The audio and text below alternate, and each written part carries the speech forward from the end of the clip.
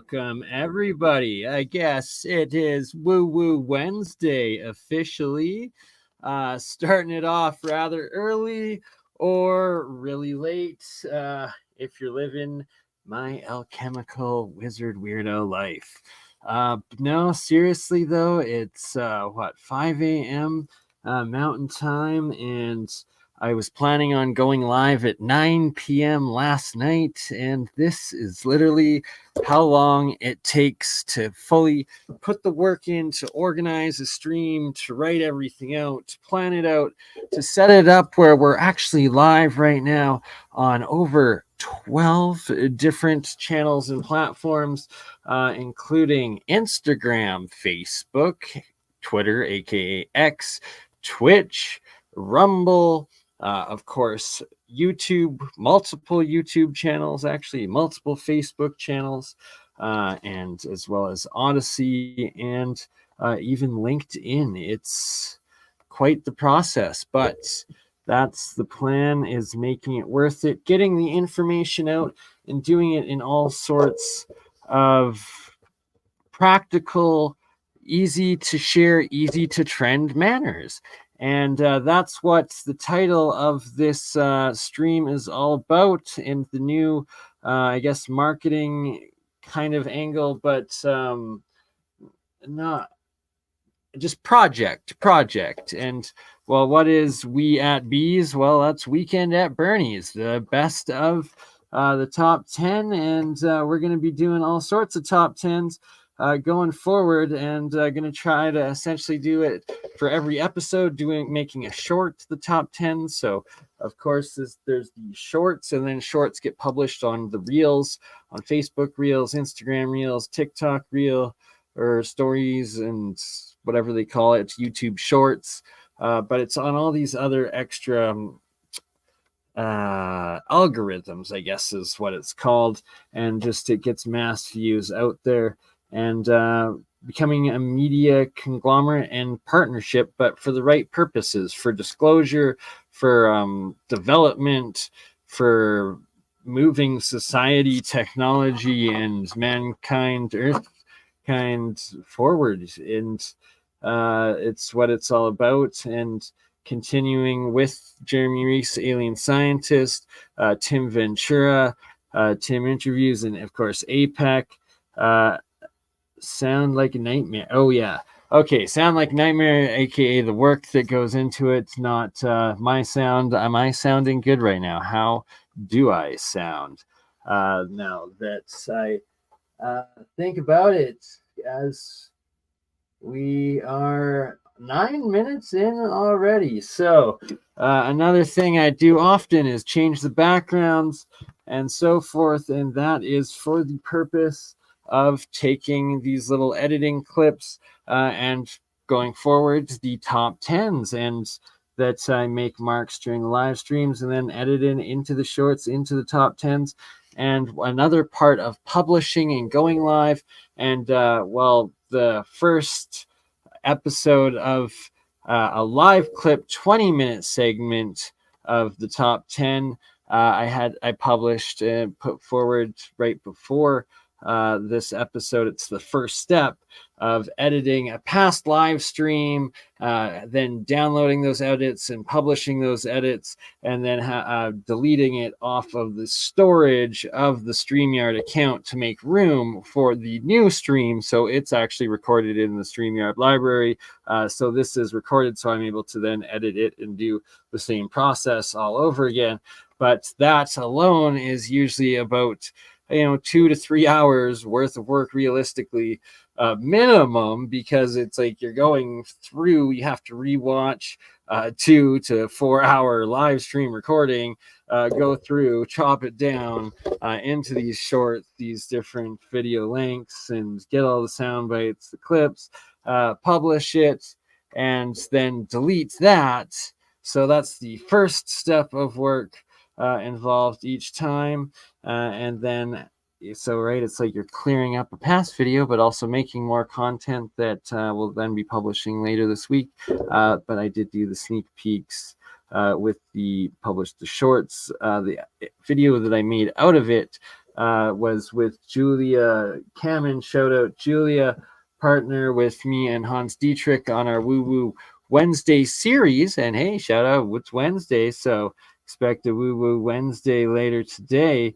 And at the end of today's top 10, well, there'll be the BurnEye bonus. And did I state rule number 1 yet? If I haven't, rule number 1 of BurnEye's top 10 lists is it's not 10, it's 12, because, well, we have our base 10, and then, well, we love the Vortex math, 3, 6, 9, and then the next is 12. 1 plus 2, your 1 and your 2 binary, equaling your 3 trifecta, adding into that. Anyways, point being that there's going to be 12, 10 main points of each list, each segment, each episode, each clip. But then at the very end, you will have the BurnEye bonus, where I will randomly come in with one new fact and then just some completely out of left dimension field theory, possibly, if you get the pun. 12th fact or 12th clip, whatever. And that today's main, the hour, the segment at the end that I will be doing the first live going over top 10 list will be of the MH370 Tic Tac UFO, and I call them Tic Tac because they are spheres, they're orbs, and I'm saying essentially that it's the same technology as the USS Nimitz Tic Tac encounters and Pentagon public disclosures of that technology, and that's what was my intuitive genius sort of drawing to Ashton Forbes, bringing up the case of these sphere orb Tic Tac UAP UFO videos of the MH370 mystery, and what gave it credence to give it more investigation. And once you look actually into what Ashton and the whole case now has uncovered, it is truly astounding. So today's segment that we will be recording for the next live clip top 10 list, which will actually be 12, but what I'm saying, we got 10 written down, and then when it publishes, there'll be the BurnEye bonus of 2 more. Where is today's list? Here we go. So when I record it, top 10 MH370 Ashton 4 orbs. Case number 1. The videos were originally posted on YouTube, uploaded to YouTube 2014, 4 days after the MH370 originally went missing, and then the second within 2 weeks of the MH370 being officially missing at that point in 2014. So it's not like it's something that came out in 2023 and was manufactured in 2023. No, this stuff was actually put forward, leaked, published on YouTube by an Anon account in 2014, within just a few days, 4 days of the mystery and the original plane going missing. And that alone, for that time frame and that time period of time in 2014, it's a full decade now later, 10 years of development, and now us having this easy AI video creation and fakery and whatnot, where 10 years ago to come up with that sort of fake video would have been so much ridiculous work, and that it's been out there all this time. But now looking at it in 2024 with new eyes, a new perspective, after the Pentagon has done this disclosure of the USS Nimitz Tic Tacs, which are very similar orb-like encounters or craft, potentially drones, and that's what it's seeming like. And so that was brings to number 2 of the top 10. Ashton Forbes has actually tracked down what we all believe, if you're into this case, to be the actual officer, U.S. officer, that leaked these orb videos to the Anon, that published them on YouTube, and that this guy's actually was serving in jail time, I think 6 or 8 years jail, for whatever he was convicted of, which seems to be the officer that witnessed this go down get shocked and make the world privy to what actually potentially happened. Number 3, that it is actually a USG Global Hawk video.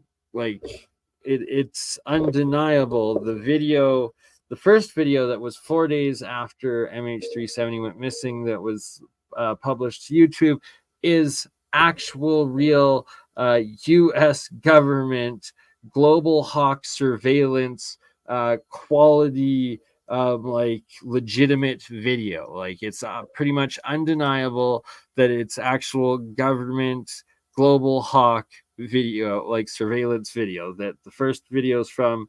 And then that brings us to number 4 of the top 10 reasons for Ashton 4 orbs is orb case, being that the second video is of confirmed 2 U.S. spy satellites that were that they confirmed were overhead at that point in time, and that were used. And that's the exact type of video that you see in the second video that was published 2 weeks after MH370 went missing. So right there, it's just like the amount of coincidences and high quality U.S. government assets that are confirmed, and a guy even in U.S. jail that was like a high government agent up until that point, and then got thrown in jail for and charged, convicted of putting 2 videos onto the internet. What they claimed exposing national security or whatever, risking. Anyways, point being, we're trying to track him down and convict, or get a. Well, Ashton's actually tried to communicate with the man several times to get a statement, and no contact at all, which is very suspicious to say the least. Okay, we have number 5. And 5, I believe, the strongest in my heart, what puts behind validity into this is Bob Greenyer and all of Bob Greenyer's epic, amazing, work, testimony, science, evidence, and technological disclosure. Pardon me, of the science behind how these work. And we're actually going to play, when I get into the full, I'll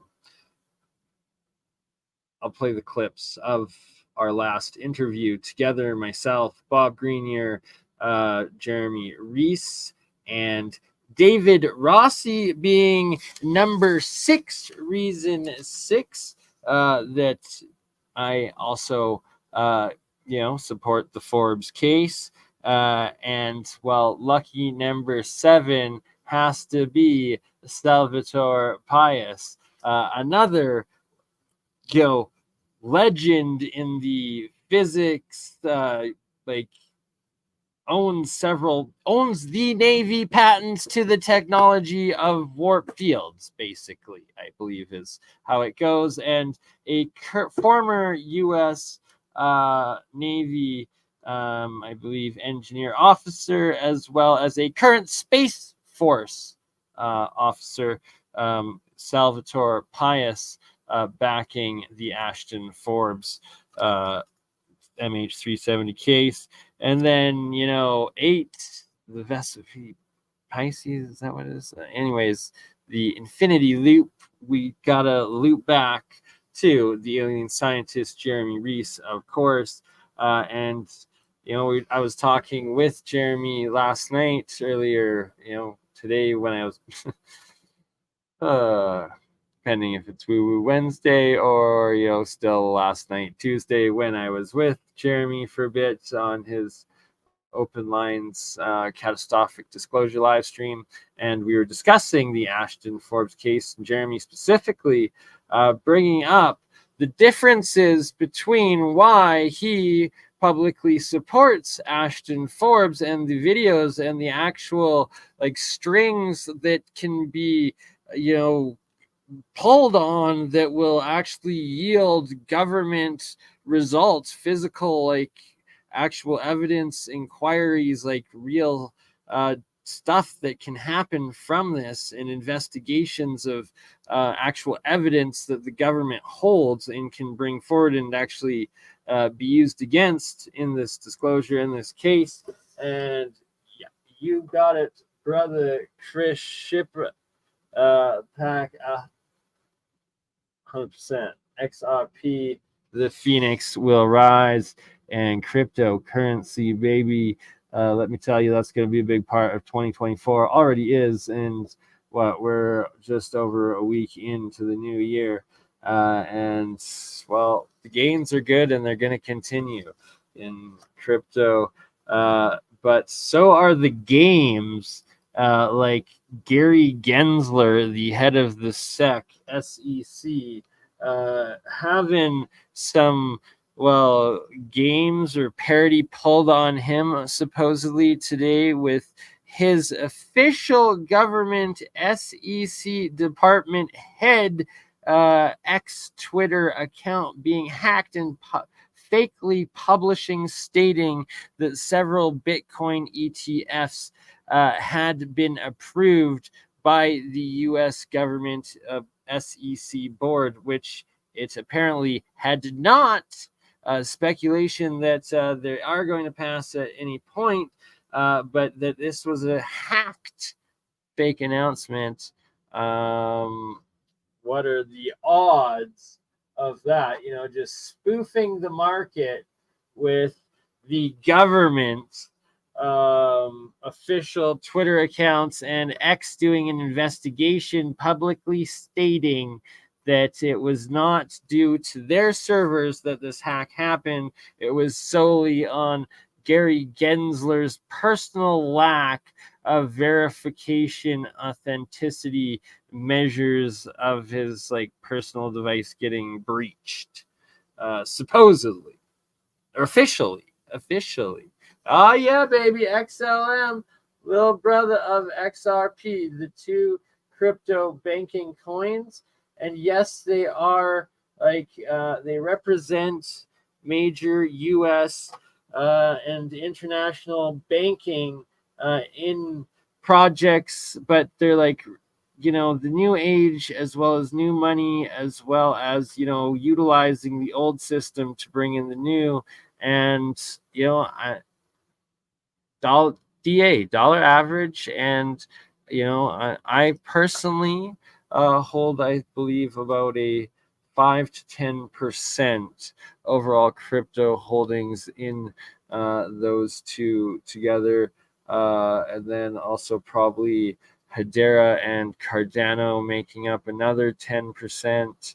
Solana, I believe, makes up another 10 to 20%. And well, that's a discussion for another time. I changed it to bear there because is it bear or bull? You never know. But Josh over at Project Moongold, he does know, and we're gonna remove the Alchemist's minions there, and we see a space targagen bear, whatever the heck they're called. Anyways, is it a bear? Is it a bull? I don't know. But shout out to Josh at Project Moongold, Daily Crypto TA. I'm gonna be doing some more work with him in 2024, and well, big things are still to happen. Quant as well. Actually, yeah, I probably 3 to 5% of my holdings are quant. Shout out Quant, another one. And you always want digital gold, Bitcoin, BTC itself. Shout out to Mike Faraday Research, my man. And top of the list of Free Energy Fridays is my brother Mike at Faraday Research. Why can't I see your comment on one but not the other? Son of a gun. There we go.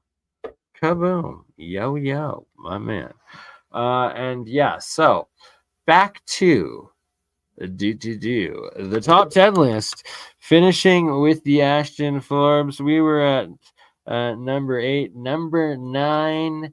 This one is everything when it comes to MH370 Diego Garcia and the Forbes case, the freaking high technology being utilized potentially to try to get that plane to Diego Garcia. Well, as a possible test place, there's no other place in the world for secret black ops. First time, experimental usage to run a freaking operation out of than Diego Garcia. And either way, that's where MH370 ended up. And that Ashton Forbes, regardless of what the final outcome of that case is bringing public pressure to the government to investigate MH370 and Diego Garcia together. Just that aspect alone needs to be put forward and utilized, as well as the whole Tic Tac UAP drone, our technology, our government, or potentially breakaway sanctions government, parts of either government or corporate entity that are committing tyranny against us as a whole, even though they're a part entity of the overall ruling structure. They're actually abusing everything, including the government, and giving the government a bad name, potentially, what seems to be the case. And, well, top 10, reason number 10, why I give the Ashton Forbes Orbs MH370 my legitimate belief is that when Ashton brought up the point of Don Lemon, that CNN freaking spook, everything he has, he had fear in his reaction when they're in this clip. And I remembered seeing it at the time, back in 2014. And it was that on this Before It's News website, beforeitsnews.com. It's been up forever, but yeah, they were covering it, and then on the story it was a link to both a Don Lemon clip of being it went into a black hole, this live clip of him on international TV saying that it was taken by aliens into a black hole. And that also below it were the two original videos, the same videos that Ashton Forbes has now brought back attention to and used as the central original evidence of this MH370 Tic Tac UAP Orbs case. That I myself watched it back in 2014 a few times, and back then brushed it off like, yeah, right. They hijacked it and it went to MH3, or it went to Diego Garcia, and that's a whole other piece that needs to be investigated and well discussed in an episode on its own top 10, actually. Diego Garcia and the Jim Stone investigative journalist top 10 Diego Garcia MH370 list. That needs to be done and will be done, because my, I don't even know if it's still on the internet, but we will bring it up in the Wayback Machine. Don't you worry. And shout out Jim Dillinger in the chat, my man, as well. Love you, brother. Great work as always. Did I hit the wrong button? Am I still here? Ooh, okay. I'm still here. I didn't exit out. We are 32 minutes exactly in. On CNN, Don Lemon on CNN Live. I know. And I love, here's reason number 11. Out of left field, Bernie bonus. Why I support Ashton Forbes. And it is, he came up with the term CNN brain. And it's the CNN brain drain damage that, I give Forbes credit for. And that quote alone, just that's your left field statement of, with that sort of thinking. I love it. Like the guy's on point. He's got reason within him. Shout out to the Forbes, Ashton Forbes. What a play of words. It was meant to be. Is that Bernie's reason 12? I think so. Let's move forward. We're wrapping that segment up. All right. Put a 1 2 12, aka don't put a 1 or a 2, put a 1 and a 2 together in the live chat. Put a 12 if you liked the first live episode, full Forbes top 10 list of the top 10s. Next segment up we are now going to do is 2023's top 10 list. Ding, ding, ding, ding. I need Certus with me to do the sound bites. Like, he's got the board. Anyway, be a real podcast with actual sound effects. Oh, sound effects. But before we fully move on, let's end that Forbes Orbs list segment with a little clip that I wanted to play of Ashton earlier today, that him talking about some certain information that, if confirmed, is just, well, it's the top of the brass of the MH370 Forbes technology, or Orbs technology teleportation just operation, and the guy that would be and is apparently still in charge of it now in the private sector. So let's see if I can get this going. Yes, I think I can.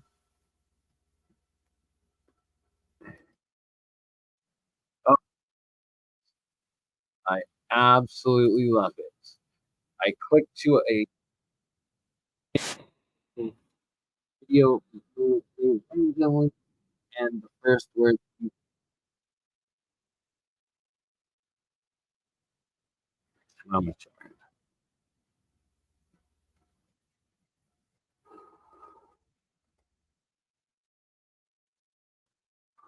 all right, now that I actually have it set up to share, I paused it so that we can start off with a little bit of an understanding of what he's about to talk about, or what we're looking for. And yes, free energy and free energy Fridays. that makes it to the top 10 list of my heart of the projects that we're doing. And Mike, if you're still watching, this Friday we got to get a free Energy Friday going and planned, and if not this Friday, next Friday, because I also am doing the Freestyle Fridays, and the first episode's going to be coming up with Jeff Holohan and my brother Cody Tkach, two freestyling hip hop legends in Western Canada, well, in North America, really. Compete, both champions of King of the Dot at times, as well as, I believe, some other championships. Anywho, got off track there. Point being, Freestyle Fridays as well as Free Energy Fridays. I want to alternate every 2 weeks, so we got to do some planning, Mr. Mike, and set up the full live streams, because Mike over at Faraday Research just doing awesome work, as well as in the community and hosting these Friday live streams on Free Energy in the community as well, on days that I'm not able to make it. Still getting her done on your own channel, and we got to integrate it just to take it to go live on all channels and continue it going. And much love. All right, so to the Forbes part. My gosh, we'll just let it play for a minute, and then I'm going to try to find that specific parts with general that I wanted to find.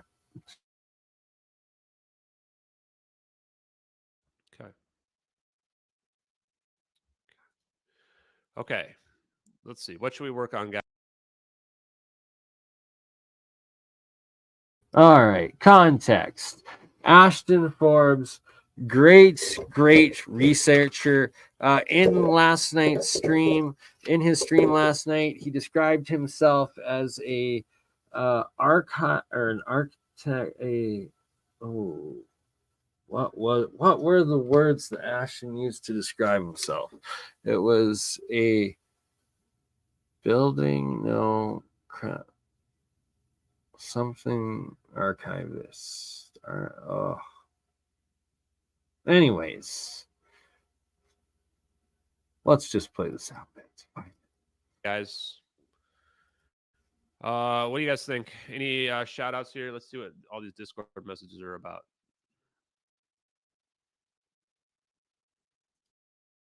This one. Oh, yeah. This is interesting. So Jeremy was just talking about this. I wonder if Jeremy is out there, you should probably look at this. This apparently is what it's all about, resonance, right? Resonance, which is, and that's what we're looking at here, is we're looking at like magnetic field lines. You create your toroid here, right? Here's your positive and your negative. Now that I'm looking at this, this is a toroid. This is an electromagnet we're looking at here. You coil the wires around it, right? And then this is what your magnetic field lines are going to show up as and look like.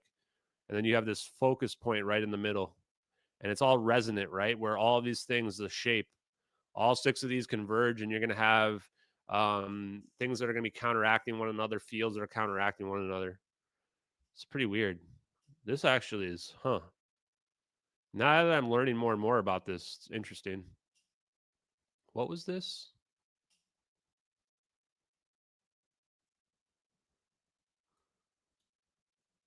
There you go. Gravitational diode. Huh.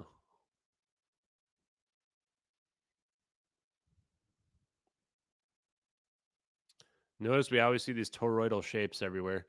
I would never have believed in all this stuff with shapes and what have you, but it does seem to be key. What was that again? Yeah, everything here is about resonance. I I would say try to avoid the term sacred geometry because it gets too much into the woo, guys. But talking about stuff like toroids shapes, like people who aren't into the spiritual aspect will be able to understand that. Yeah, he was just talking about this an hour ago. Like, yeah. And here's your entanglement right here, right? And so, all we got to do is scale it up. I wonder if we should make a post about this. We probably should. I'm already getting tired. Okay, let's close. Let's leave this. What the aliens look. And the system is corrupt.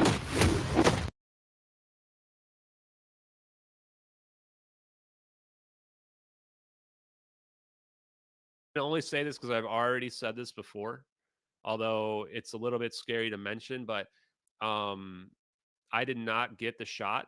You guys, so I'm not sure. This one out.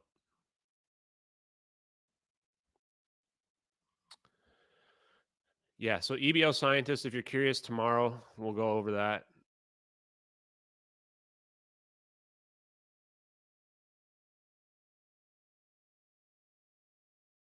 Definitely a low Earth orbit satellite. I'm happy to help any. Actually, this is good. This actually fits. I mean, wow, man. I looked this up and I go, holy crap. All right, there we go. So I found the spot. General Joseph Dunfer, and yes, he currently works the head department of Lockheed Martin. Let's listen to what Ashton has to say. And this is why I love Ashton.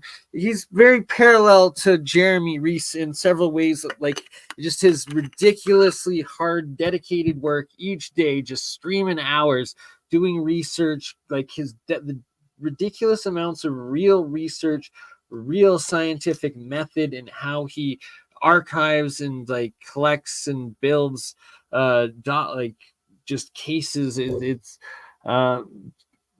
astounding. Anyways, apparently someone came forward to him claiming about this guy right here, General Joseph Dunfer. Let's listen to what Ashton has to say earlier today. He got promoted to the highest ranked military officer. Well, what do you think he's been doing since then, guys? Any guesses in the chat? What do you think he's been doing since 2019? Any guesses? Whoa, look at this. Oh, there he is. Director since February of 2020. Retired U.S. Marine Corps General Mr. Dunford has served as a senior managing director and partner. Previously, he served as the 19th chairman of the Joint Chiefs of Staff until his retirement. He's on the board of directors at Lockheed Martin. Board of directors at Lockheed Martin.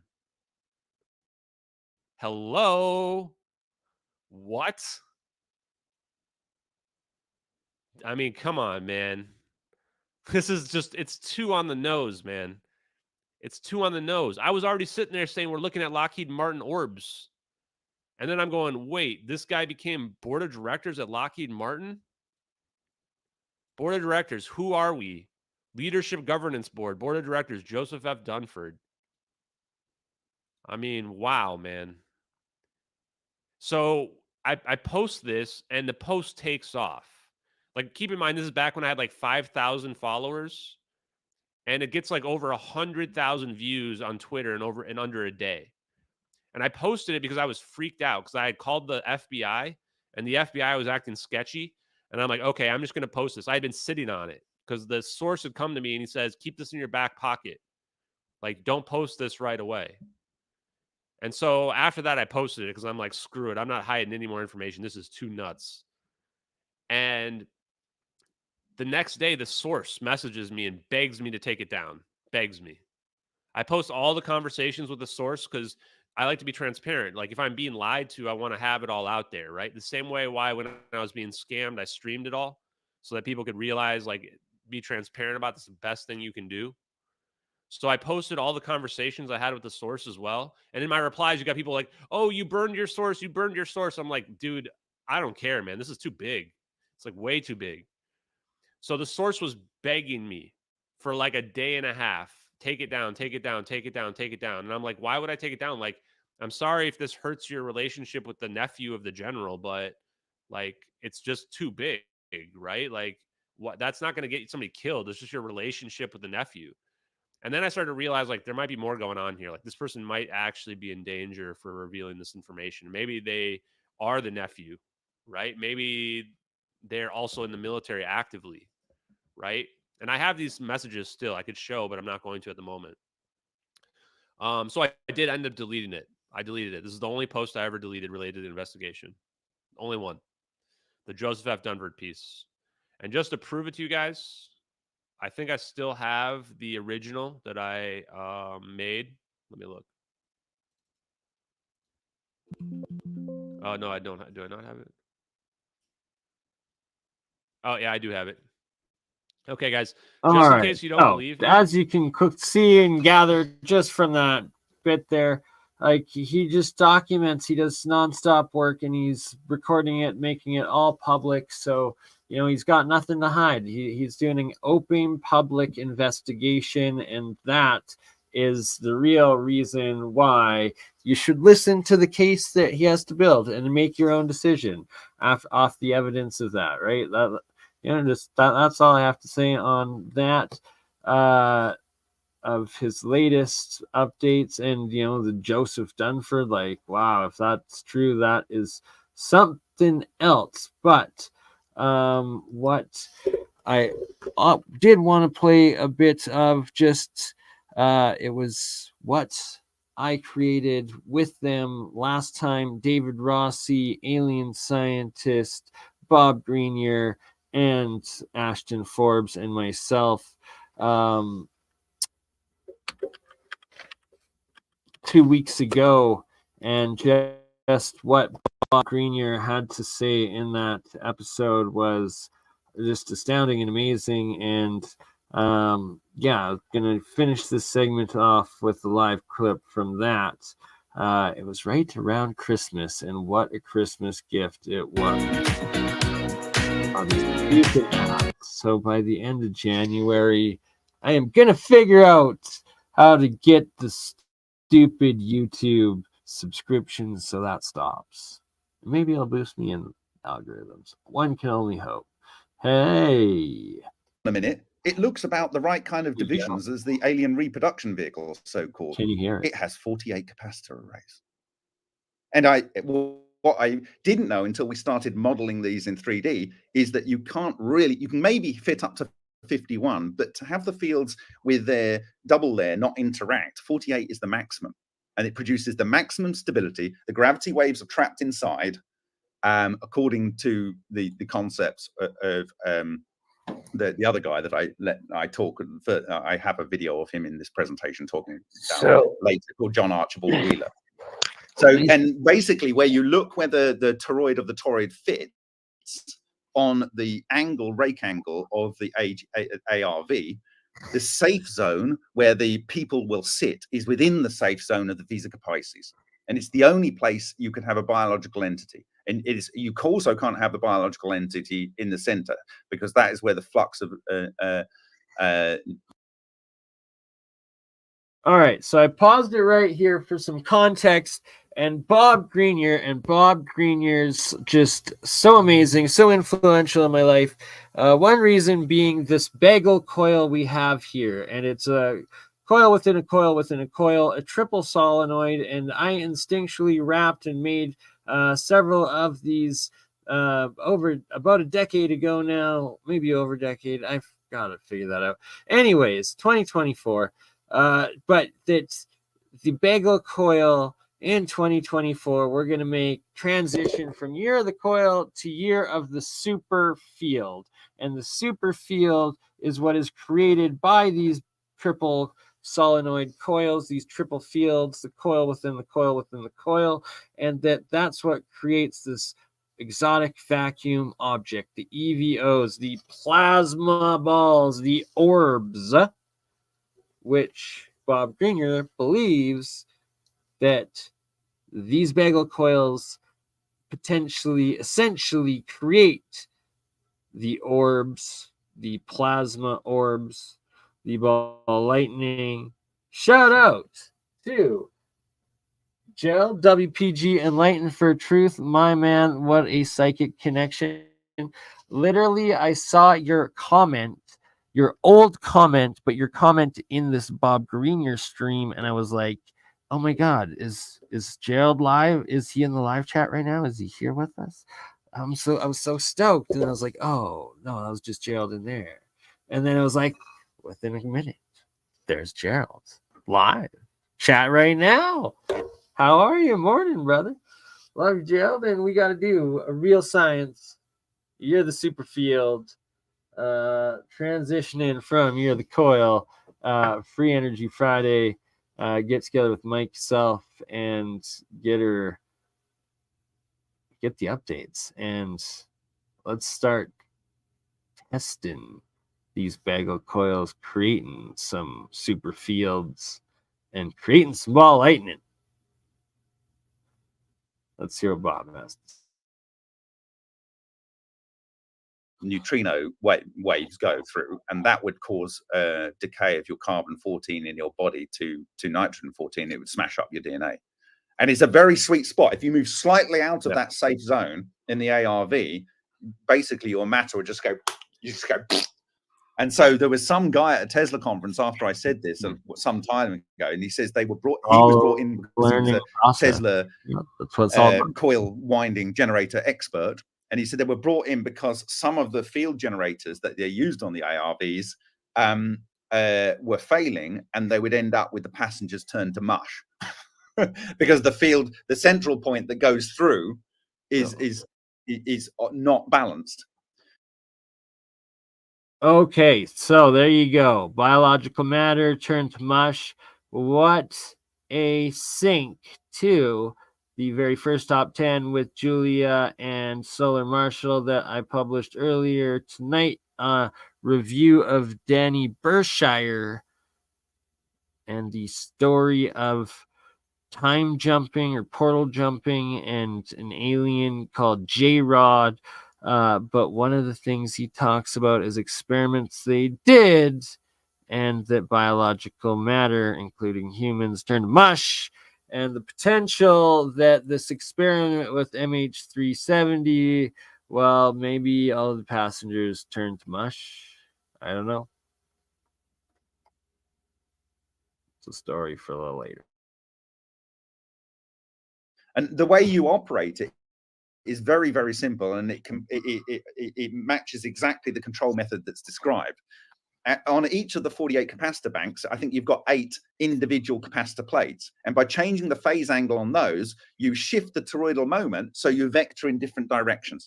It's incredibly simple. It completely lines up with what the ancients called the flying disc of the sky gods.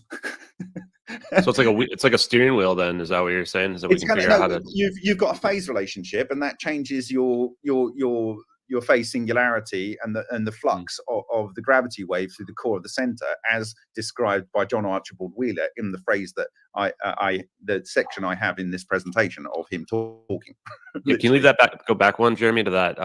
So where's the safe zone? It's not in the middle, you said. No, so the safe zone is like where you've got the arrow on the basic paper from Javerblis. In his 1995 paper, it's kind of a roundabout where the 2 loops meet on the top and the arrow comes out. That's basically the safe zone. And the ARV has its rake angle such that it's able to influence the phase relationship on the substructures of the 48 substructures. It's really rather trivial. I said to a particular person who knows John Hutchison very well recently, I think we know how to build a replica of the ARV, and so and anyone following the work will know implicitly that this is just fairly trivial. And because it creates this separate space-time bubble, you can go in multi-mediums. It doesn't matter whether you're underwater, in the air, or in space. It will travel essentially just as fast. Because in local space-time, you have basically the same flux of relic neutrinos, on this boundary, it doesn't matter what you're interacting with. It just goes through it. It's not important, and so you don't you kind of need to, if you look at the ARV, it basically has a diving bell with standard air seals. And so all you need is oxygen, but you don't need anything to go through the atmosphere, because the spun up structure, when these structures will spin up, they will go through, like, you won't see it, then it'll go low frequency red, and then it will go through greens and yellows and blues, and then it'll go to UV, and then it'll disappear. Like, so that's how these things will appear as they're spinning up the non-radiating boundary. Interesting. Yeah, so Yes, I mean, the it safe seems zone like it's is really just all exactly about where those geometry, right? chairs are, according to the sacred geometry. It's not approximate. It's exactly there. And that is the only option in this structure. Now, you will have some problems possibly with experiencing time and consciousness. And so the way you get around that is to generate your own relic neutrinos. So you have a local consciousness. It's like having an offline hard drive storing your data. You're not affected. You're not connected to the whole conscious field. But it could very well be for you in that space time. Once you've used up the ether in that local space time, you start to lose conscious, and you also lose. You literally not only lose perception of time, everything freezes. So when you see in your so-called disappearing plane thing, let's assume that happened. Okay. What it does is, because what is time? It's the relative change of things. What causes a chemical reaction? Well, it's an interaction between electrons, between something being oxidized and not yet oxidized. Well, if you change the way an electron can behave, you stop the chemical reaction instantly, right?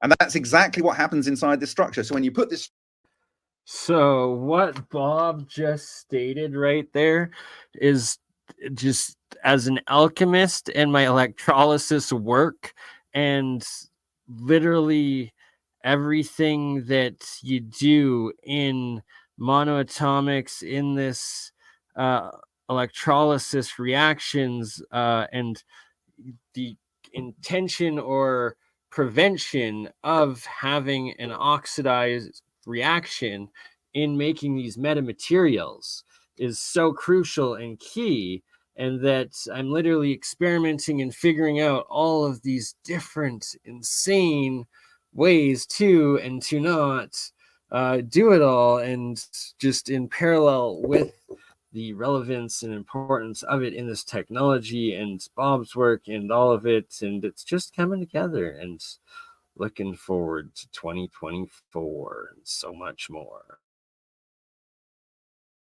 structure, as it's getting to, it's changing that epsilon zero, the ability of the electrons to do a chemical reaction stop. And that goes for a signal going in your brain, producing toroidal moments in your brain, and a signal that's causing your heart to move. But you don't die. Time just freezes. Just freezes. I think Einstein would argue, though, we just have a different frame of reference at that point, right? Unless those systems the time is progressing very, very slowly, and to you perceptibly, it's not moving at all.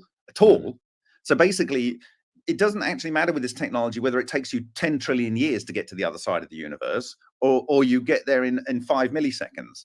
Because for you have one blink of an eye, and it's effectively you've teleported. The rest of the, you know, Sol might have gone into a supernova by then, or a red giant. Doesn't matter. For you, you've literally done a blink of an eye. So it doesn't matter whether you're going fast or slow. The time will stop for you. Yeah. The scary part, though, is there'd still be a time dilation effect on the outside, though, right? So you can show up in the future. Normal time travels relative to the local time, based on the gravitational flux of the relic neutrino condensate through the matter. So you basically, like, let's say if you were using this technology on Earth, you could go into this device and sit in there for 20 years and come out, and you wouldn't be any older. Yeah.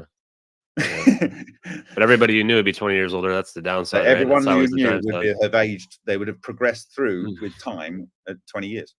So this is weird because it reminds me of the whole Nazi bell and it was called originally Project Kronos, I believe, which is time. Oh, well, I didn't know that, but of course that's why you would. You could park people in there; they could live forever. Effectively, they'd have the same normal lifetime. So Hitler could be inside of a bell. Is he still alive somewhere? Yeah.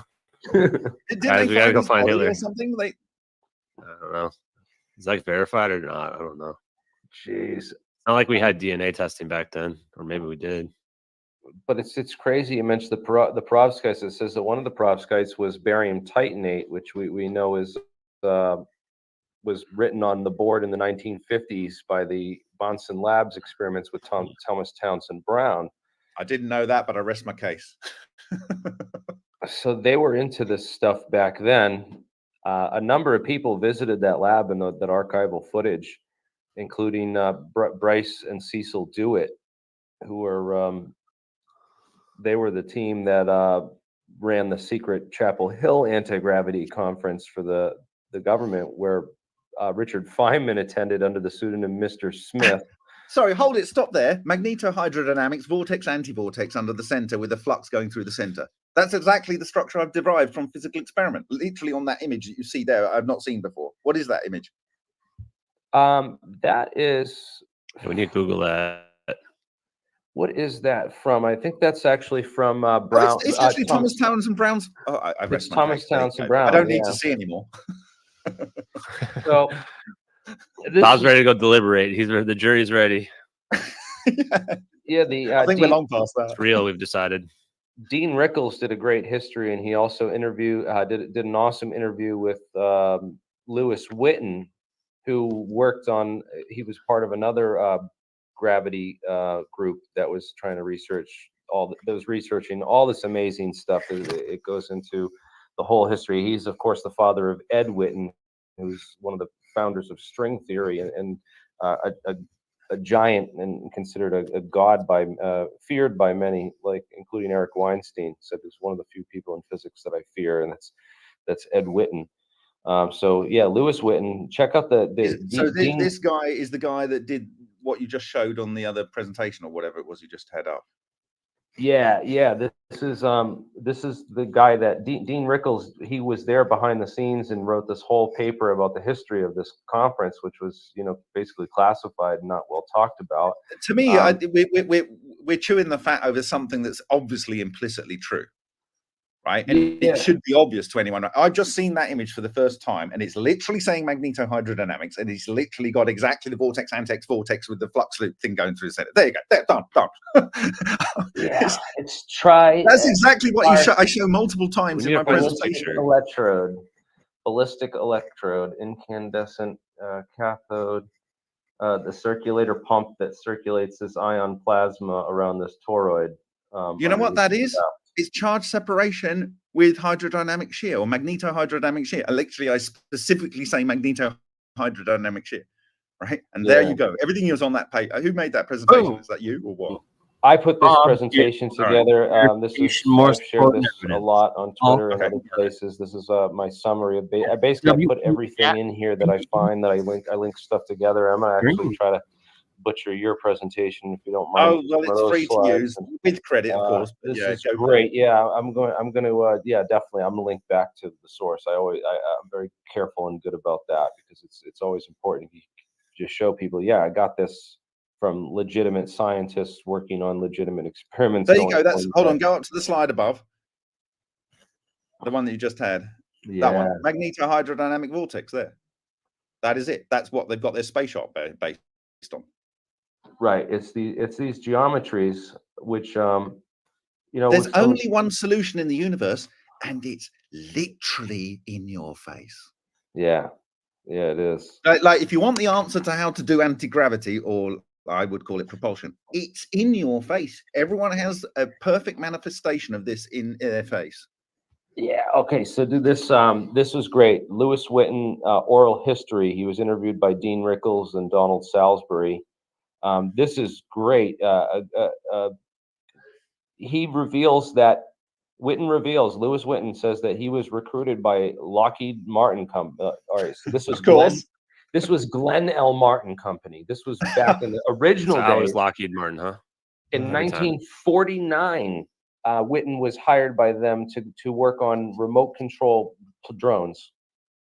1940, like 47, 49. So like when Roswell was happening, this guy was working for Glenn Martin Company. Well, Nikola Tesla himself had made remote control, like boats, submarines, all sorts of stuff.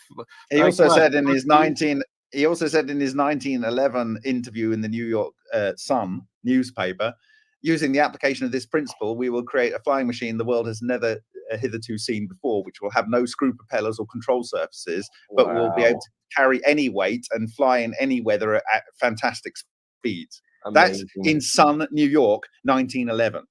Damn.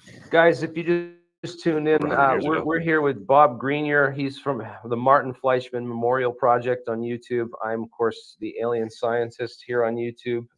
We're here with BurnEye, the Crypto Alchemist, and, of course, Ashton Forbes.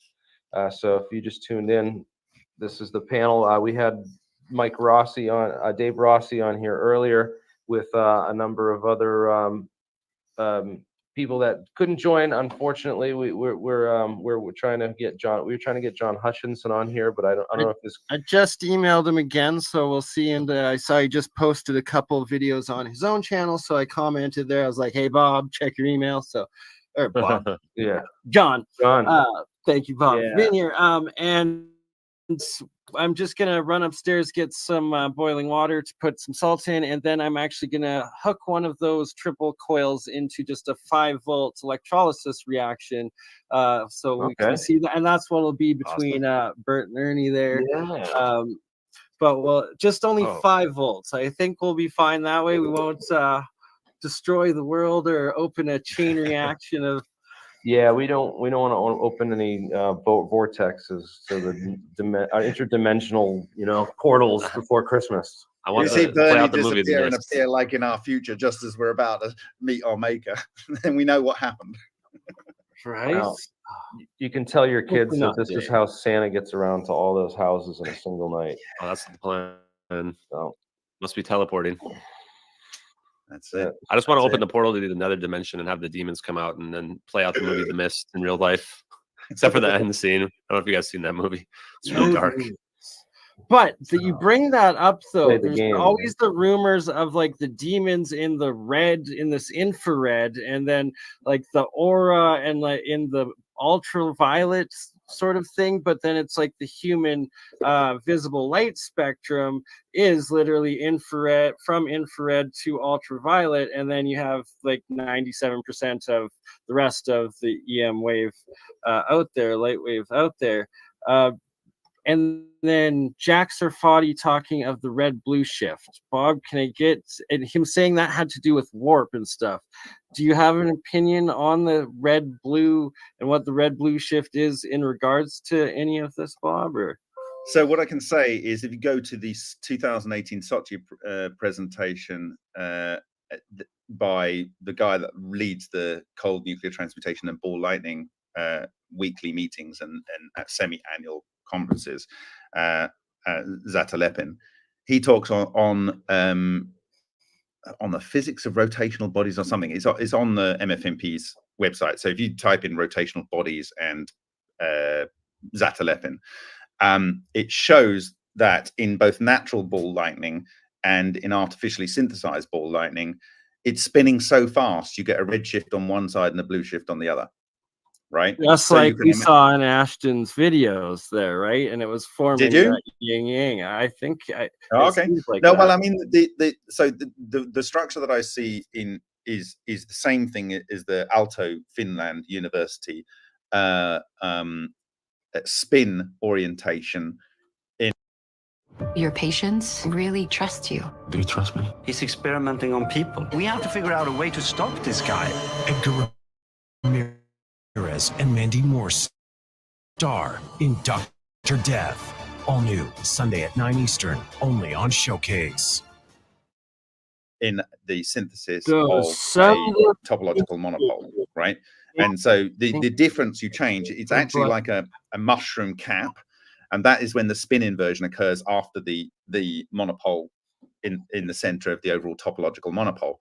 And if you did a slice through that, it would be the Finnish Ukonofsara, the Thor's hammer, and that's the bit that does the changing, in my view, of epsilon zero, the space-time dielectric metric. Okay, so that does the magic, and that's what you would always have at the front of the structure. And there's a gravitational beam that goes all the way through, because the relic neutrinos, they can be interacted with by gravity, and they, according to Bob McElrath of CERN Theory Group in 2010, they are the model of gravity that is supported by the standard model, right? So the relic neutrinos go through, but because the they can be pulled through and anti-pulled through, depending on the spin. They can go through, whereas the ordinary matter and the baryonic matter and the electrons get trapped at the phase singularity. Okay, so that is where the core, magnetic core of the monopole is.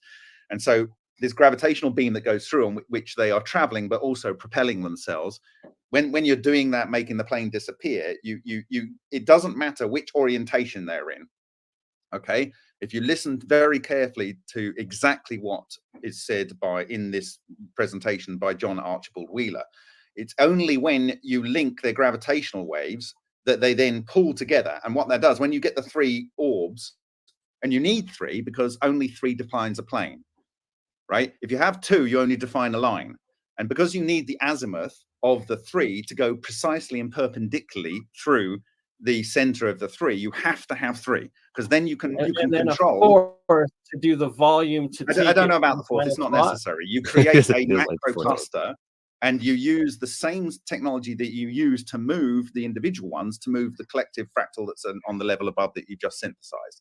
So what you would do is you would have phase conjugation beams, which is just 180 degrees out of phase electromagnetic waves, as per Tom Bearden, which I actually have that also in the presentation, Tom Bearden talking about that. So it's 180 degrees out of phase. You can look at his Oblivion book or his Third Lance book. He describes it very clearly.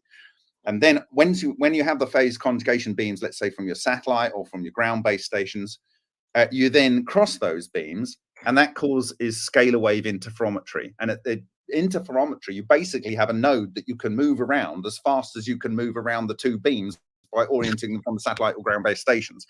And because they are scalar waves, they can interact with the orbs, because only scalar and vector potentials can penetrate the outside, right, and interact with it. They can energize it and cause it to be on a node between the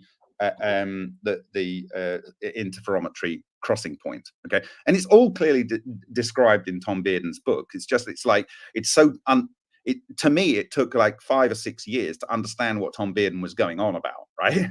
And he'd been writing this since the 1980s, right? But I only got the book, I think, when did I first get a Tom Bearden book? It was in mid-2017. Someone said, this sort of stuff looks a bit like what Tom Bearden's talking about. I go, who's Tom Bearden? So, yeah, so that's what you need. And then if you listen to what John Archibald Wheeler says, is you need to get those to, when you've got the azimuth going through the center of the body of the plane, and it's directly perpendicular to the plane that's described by the 3 tors, you then need to arrange the tors so the gravitational waves link up, and that will create a new gravitational vector through the center of the plane.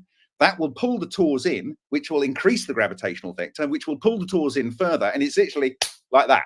When you link those up, it's an inevitable level, and it will go to the next fractal level. And at the same point, it will switch off the chemical reactions. It'll switch off everything, because you're changing the way the electrons behave, and electrons are everything that causes oxidation, right? I feel like so just real quick on that. So the direction of travel, I mean, it feels like, are they being pulled backwards in this? Like, it almost looks like when you look at it, it's being pulled backwards. So you're creating that plane, right? You would need to track the relative positions per frame of the video that's taking this. Now, I don't know. So, for instance, so I think some people criticized it because they said, oh, it looks like the outside of the plane has been cut and pasted in a few frames. But that's because they're not looking at P and B frames, which is ways of encoding video information from your iframes, right? Your keyframes. If this was pure iframe, you wouldn't see that. But when what a P and B frame is, they look at either the previous frame and look at things that change, and only change the things that change, right? Here's to 60 years of loving hockey. Together.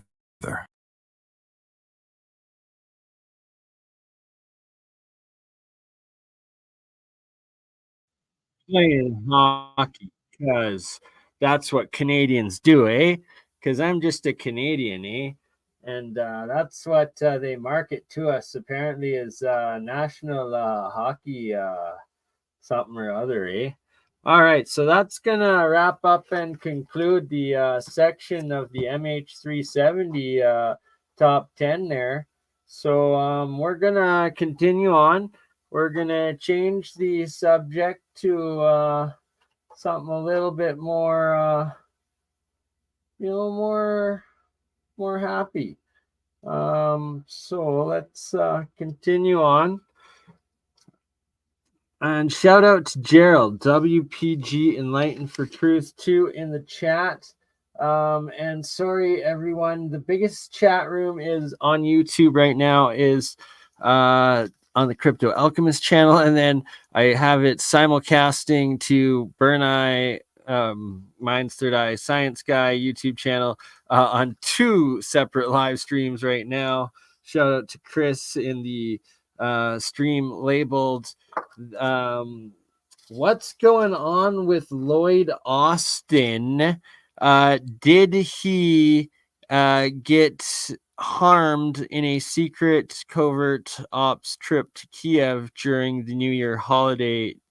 Was there a negotiation that ended in a Russian Kinzhal strike with the injuring of Lloyd Austin? As some of the Russian media, alternative media, is claiming and speculating. And if that is the case, wow, are we ever close to World War III? That would be why it's not being publicized. That would be why they're instantly demanding his resignation. And that right there is, well, it will be proven in the coming days and especially weeks. Why has he not made a public appearance? It's been over 7 days, 10, going on 10 days. No public pictures, not even a picture, yet alone video footage, especially like live press conference you'd expect. The head of the Pentagon, Chief of Defense, like of America, like, are you effing kidding me? And now they're saying he's fired due to not disclosing cancer. But even with cancer, it's like still you think it's like we will see, I guess, right? Like if it was cancer, the most you'd expect is a week or two before like at least like photos would start being leaked of him with cancer. But if it was a missile strike, that they're not going to have pictures because there's going to be a lot more reconstructive surgery, skin grafts, potentially casts. Who knows, right? What sort of injuries, surgery that would be taking place in a recovery of that magnitude and horrificness. Prayers are with him that that's not the case, and if it's cancer, man, hope the guy speedy recovery. And even then, that's just such negligence on an acting like Pentagon chief. Like you're literally dying of cancer and you haven't disclosed this to anybody. Very, very suspect, to say the least. Clown world we live in as we start 2024. It's backwards land, I guess. Shall we continue? All right, so back to some top 10 listing. Real science, man. That's number one. That's what we do. We are alchemy, adept alchemy 101. That's that's number one as well. But no, that's number two, I guess, in this list. And number three is alternative history. As an alchemist, ancient history is not what we are told. So we love on the Crypto Alchemist to go into the crypto, the esoteric, the occult. And that's the going to be the next list that we're covering right now. But before then, what was I going to play leading into this? Come on now. Silly channel. All right. Bernie's getting together. pyramids, megaliths, geoglyphs, giant faces that you can only see from above, from space potentially. The Alberta Medicine Hat Badlands sites that I've seen, investigated, close to me, gone to on the ground. There is one heck of a list, many lists, but alternative history, that's what we're covering right now and diving down into. So, for this moment right here, I'm going to hand it number one to my man. Carvings.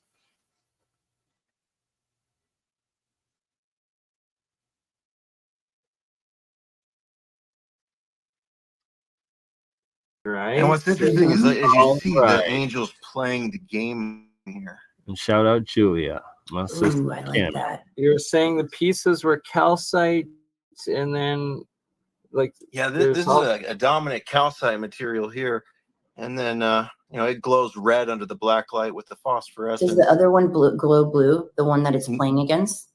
No, it's a green. Okay. But I guess red and green. That's Steven. Wow. Every piece has unique symbology, and it's. And that one's the way made I out looked of at what? these things, it's like, man. The one that glows green is made out of what? This stone here is it's a flint stone, and it's high in calcite and quartz. Okay. And that's what a lot of these pieces here are made of. I paused there for a moment. Shout out to the Flintstones. Yes, the Flintstones.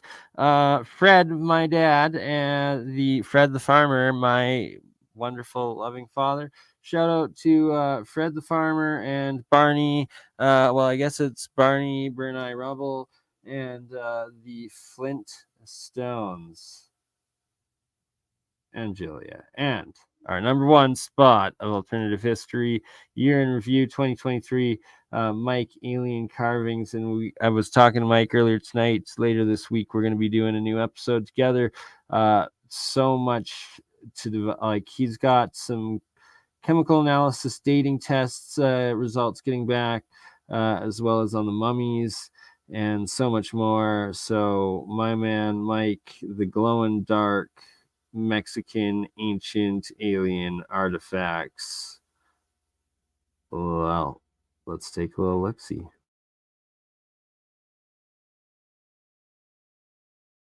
Out of it's all this flint stone, and they all have phosphorescent reactions. Some of them have luminescent reactions. Like you can see this here. I'll show you. There's really nothing you can see on the surface. It doesn't have any thing that looks like it was painted on or anything by any means. When you hit this thing with the UV, it glows blue and green.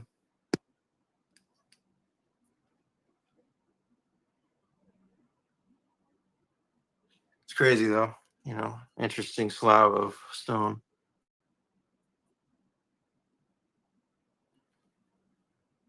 It's still glowing. Which piece is your favorite, Mike? I mean, it really just depends, because it's like saying which fruit is your favorite, or something of that nature. It's hard because good fruit can be good of all different kinds. So there's such a variety of these type of pieces. It's really hard. I like the jade stuff though. Holding it, at least, little pieces like this are awesome. This piece here is really, really special. I think we talked about this last time, actually. Yes, sir. If you want to go over it again, though, like each one this is like a story. They're just mind blowing.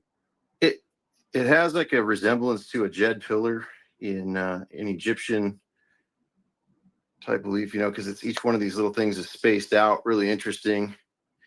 And it's a triangle. Let's see if I can get that to focus.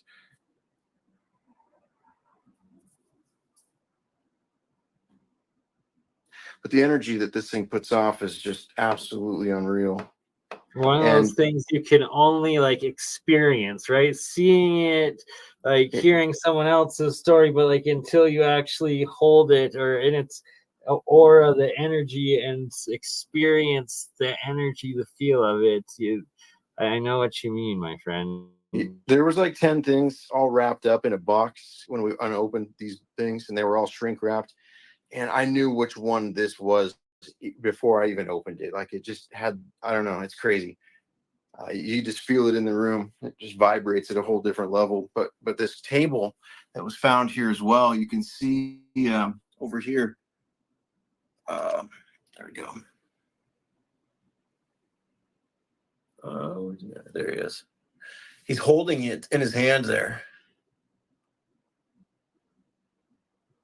Like it's every single one is an original piece, and that you're like collecting all parts of like just an entire set of history is absolutely insane. And that you truly do appreciate what you have, and that your goal is to one day to be able to get it all studied and into recognition and stuff, right? It's just, yeah, exactly. Yep. I hope to make a gallery or a museum, because right now the museums and galleries won't hold this stuff. And, the room that I'm in right now is really not a great place for this type of stuff. I mean, it's not set up with the right type of fire, security, and all that stuff. That looks like one of the wristwatch things that they wear. And then you also have the baggy things that they are holding. And it's like, wow, weewa, if you actually acquire like a full set of this ancient alien demigod technology that we could somehow activate, like, my God. It just makes me wonder if they were mimicking something that they were, that they witnessed or was exposed to, and this was their version of it, Yeah, Like, is it the version of it, or is it actually what's being depicted is the question. And then you also have this thing, it's a lot of it's calcite and things. This calcite similarity is really kind of crazy, because we have calcite inside of us, and it plays a really vital role in our spiritual consciousness. So the fact that all these pieces are so dominant in that, and this pine cone is shown, being held and utilized almost like pointing to people's heads. Same with the Ankh in Egypt. That there could be something to that. The Stone Age is a pretty odd time. is that a jade mask? It is. Wow. Right? Like it's identical to the one find the controversial one in China that's like got 1,000 of them that look just like that. It also looks Olmec, like it's just wow.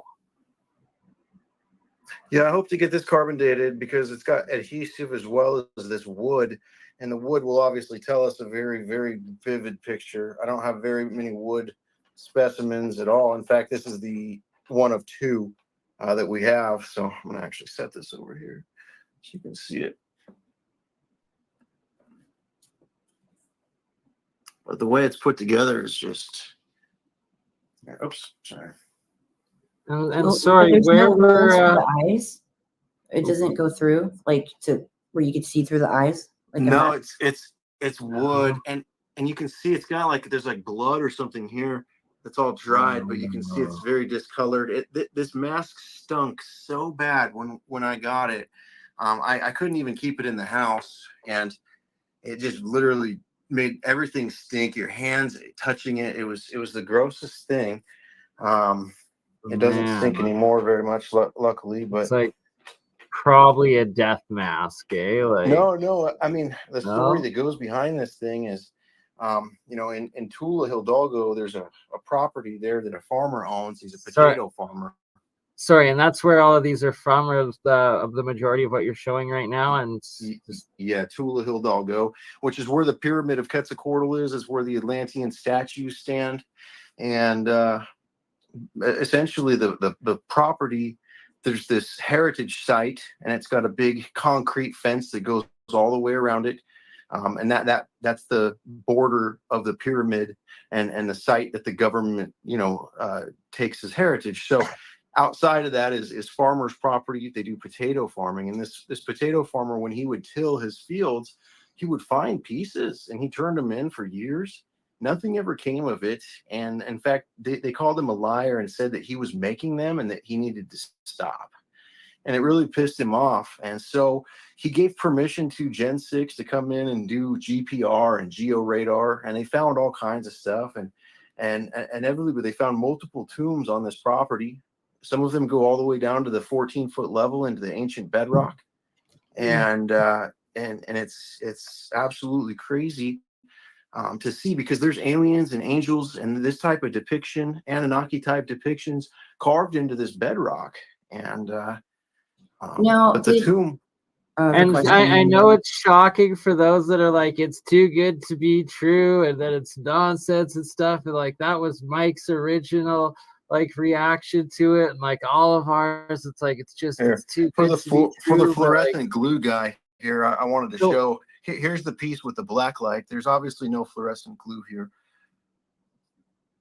and the fact that for those that are just seeing this and hearing this for the first time, like Mike was the one that discovered that these things were all like glow in the dark, UV reactive phosphorescent, and had been buying. You had owned how many of them at that point for like a year or two, and like the guys you had been getting them off it were completely unaware of it up until that point. Yeah, this was the first one here that had any luminescent that anyone knew about or was able to discover. And down here, this one actually has enough oomph that you'll watch here when I turn the light off. It just takes normal light and you'll see it. And so that was the big giveaway. And on the other side of it, I have a question, Mike. Did anything like negative happen to you? Because I have like, just in the relic world and things that are attached to things and everything. I was just wondering if anything, you had any paranormal experiences after getting specific pieces or feeling spiritually attacked or. No, I haven't. But the gentleman who filmed the documentary, Jesse, he absolutely has had quite an amount of stories and documentation regarding is he the one that goes in and gets it? Because I feel like there's things that are sacred and there's things that when you're the one to like grave rob or do that, you're toying. It's just like King Tut's tomb, the curse of the pharaohs and stuff. Yeah, I mean there's a lot of conspiracy regarding that topic for sure. I feel that too, and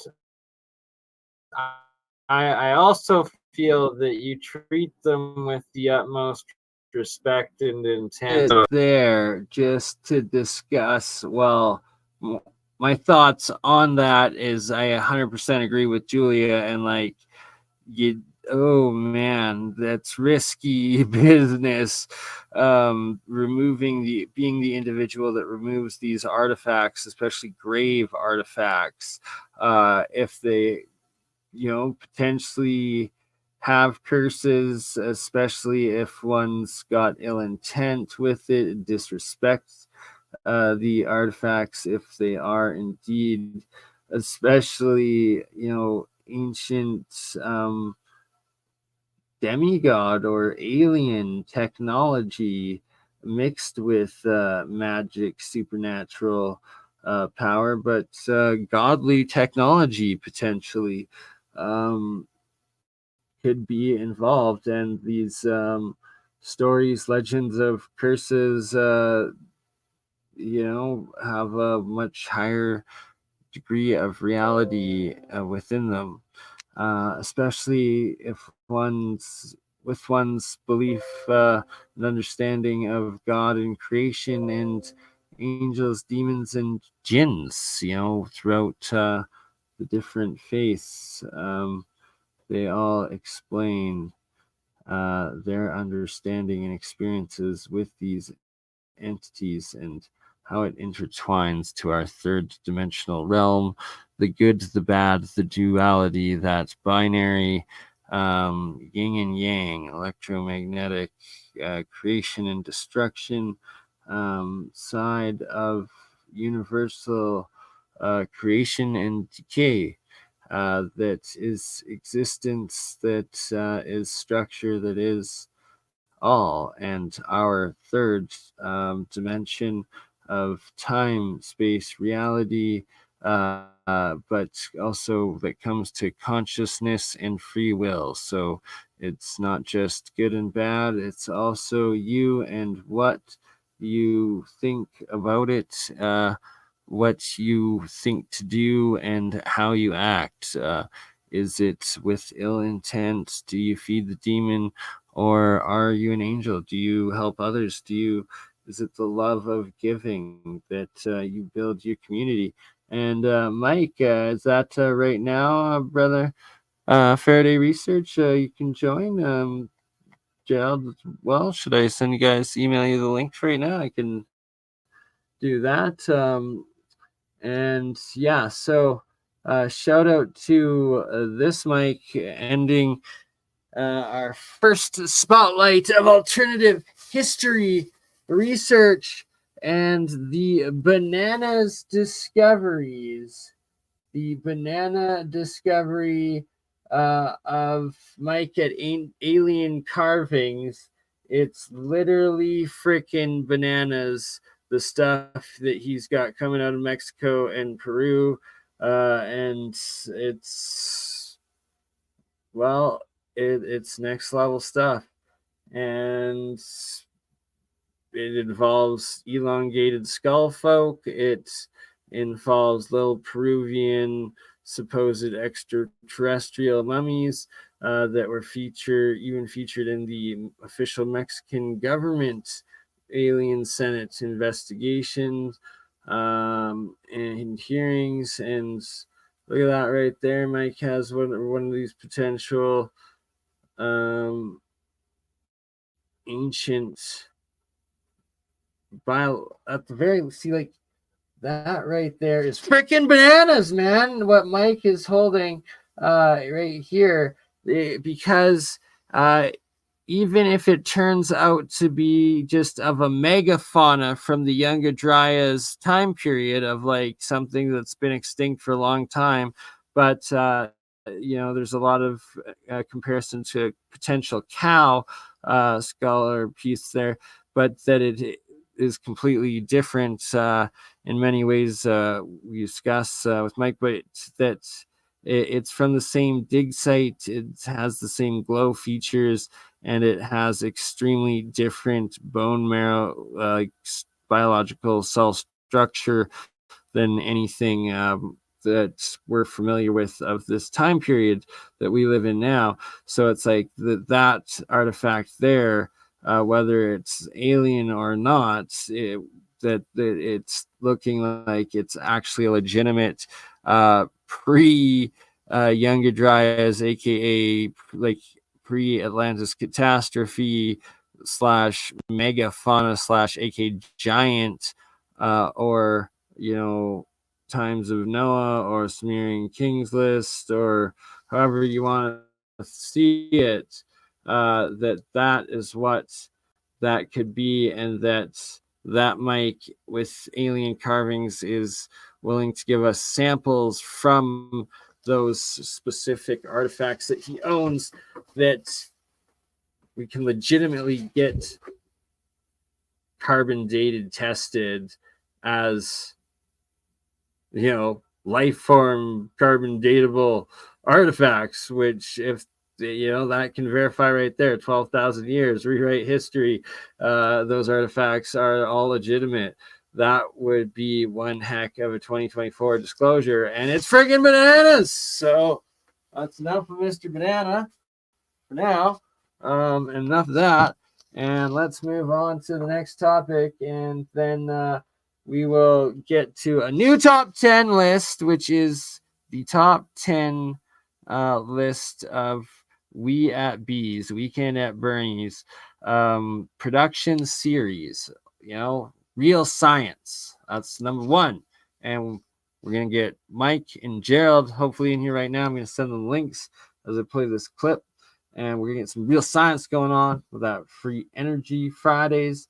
That's number two with the series that we do. Number 3, Year of the Coil, aka Year of the Super Field that is now turned into. Boom, right there. And then Woo Woo Wednesday, that's later today because it's Wednesday. Shout out Hans Dietrich, Julia Cameron, who clip we were just playing in, and that's another top of the list, Julia Cameron and Hans Dietrich, Woo Woo Wednesday, that we do. All right, so I think that was number 6, and it's time for a break. Well, I gather my thoughts and get these gentlemen the link to join. So, what the heck are we supposed to be playing here?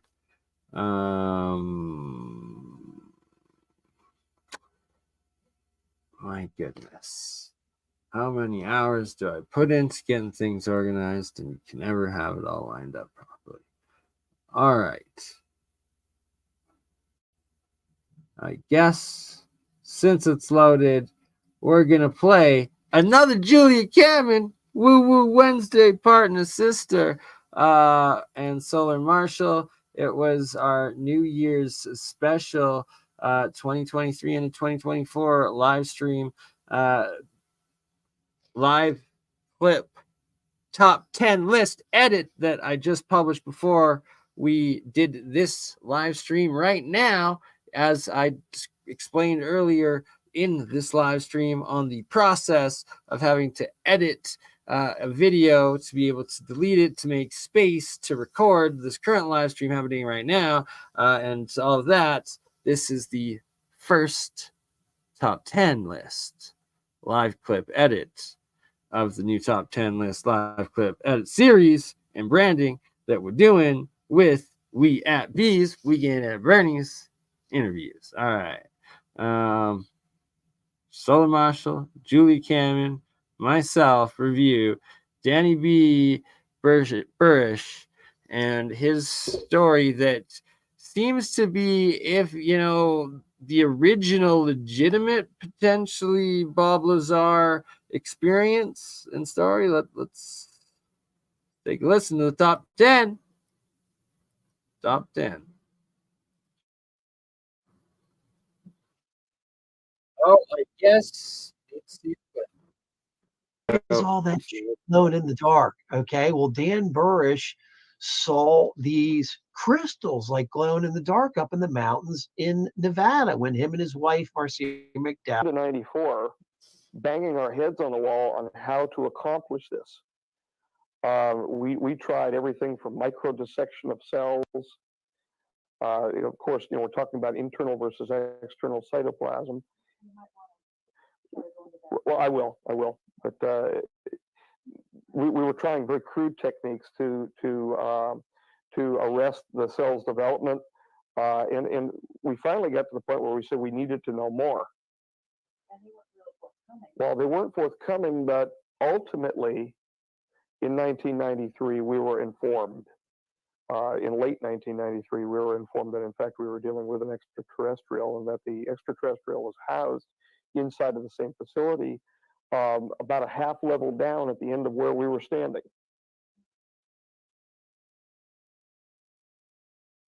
Rings, their orientation, the energy running through them, position of the barrel, etc. Because you can raise the barrel up on an armature inside the center of it. All come into play as if you have an onion with the various layers of the onion.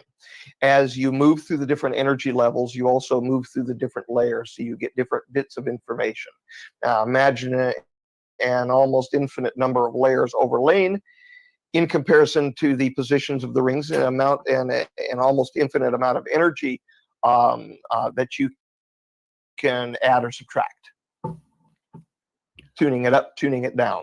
Well, it sounds instead of going up by 1 hertz or by 2 hertz, maybe by a thousandth of a hertz, up and down. The technology is not being used at all right now. Okay, but the reason it's not used now is because of where we're going into the galactic, the plane of the. As of about 2017, I would expect probably that all of these little pieces of equipment will probably all get reassembled. Yeah. Turned back on. Oh, sure. 2017. That's quite a while. 2016, 2017. Oh, not until then. Probably not. The so-called cycle of catastrophe or season of catastrophe of Falconelli, the time period from, right around 1992 to right around 2012, right around that area. While we will have past 2012, we really ought to get through the entire cycle, which is about 1980 to about 2016, to feel confident that the interpretation from the timeline from the future about their own catastrophe is not off by a few years. We're talking about 45,000 years or 52,000 years respectively. We have difficulty understanding what happened 2,000 years ago. And we're talking about 50,000 years here. So it's very wise for them to wait. The looking glasses are now decommissioned, but also the Stargate technology. Yeah, they're decommissioned, and the Stargates and the looking glasses, I'm sure they're all in their little mothballed containers and all of that. And they have been separated. The three components of each have been separated and moved to different power structures, diplomatic and military authorities on the world. 51. The one jump room, there were several of them. A lot of them were located in colleges. Have you ever heard of the, oh man, what is his name? It's Andrew Basiago? Yes. The attorney. He's the main jump room guy. What do you think of him? Dude, he's one of the him and Osmanagich were supposed to be speaking at this conference, and so I was like, oh my god. So when it was like, hey, do you want to speak there? I was like, absolutely. I was geeking out because I wanted to meet Osmanagich and Basiago because what everything Basiago said, it really, hit. They say when people speak truth, you hear it in the voice. Like it's not even necessary. Right. Sometimes he doesn't what they're seem saying. Like he's lying to me There's either. Certain voice, like literally, the DNA hears the sound and the sound resonates. Like it literally hit. Like you resonate with it on like a DNA level. Yeah. And so, and when Basiago spoke and Osmanagich, like it hit hard. So I was like, I gotta. I want to hear more, but and that's the thing. And I've talked about this before on BurnEye show and stuff where all these different people, it's getting harder and harder to find it. But these testimonials of these people that are like, look, their parents was part of a project and they have to, it seems to though, because I'm seeing this pattern where there's someone in a project, a military project. And in order to access these jump rooms or these portals or these wormholes, they have to hold the hand of a child. And the jump rooms, aka portals. Portals and jump rooms. My goodness, that is something else, and that is not that wild of a discussion happening since Danny Bursch, obviously. And, the more you look into it, way before him even, this technology has been suppressed. It is demigod, it is godly, who knows, alien, all of the above, and it is in our hands for a long time, or the military hands, or human hands of some sorts, and it's in all of the holy books and the stories of the ancients, and, also apparently aliens named J-Rod. Mike, Gerald, I finally sent the link there. Anthony also sent the link to you. Good Williams, sir. We will continue on while we wait. Going to group, and I was like, what? And I couldn't believe what he was saying. And then he gets on this helicopter and he's still talking in the phone. But then when that thing starts winding up, it was way too loud. I couldn't hear anything. And then eventually we got cut off. Wow. Yeah. Eventually we got cut off. What was your conclusion of like speaking to him? I know we'll go deep, we'll dive way deeper into this, but your assessment of speaking to him, what he had to say, what you were, I'm talking about picking up on like what you perceive. Was he being truthful? Is that what you're saying? Yes, and I don't even hesitate to say it because the thing is,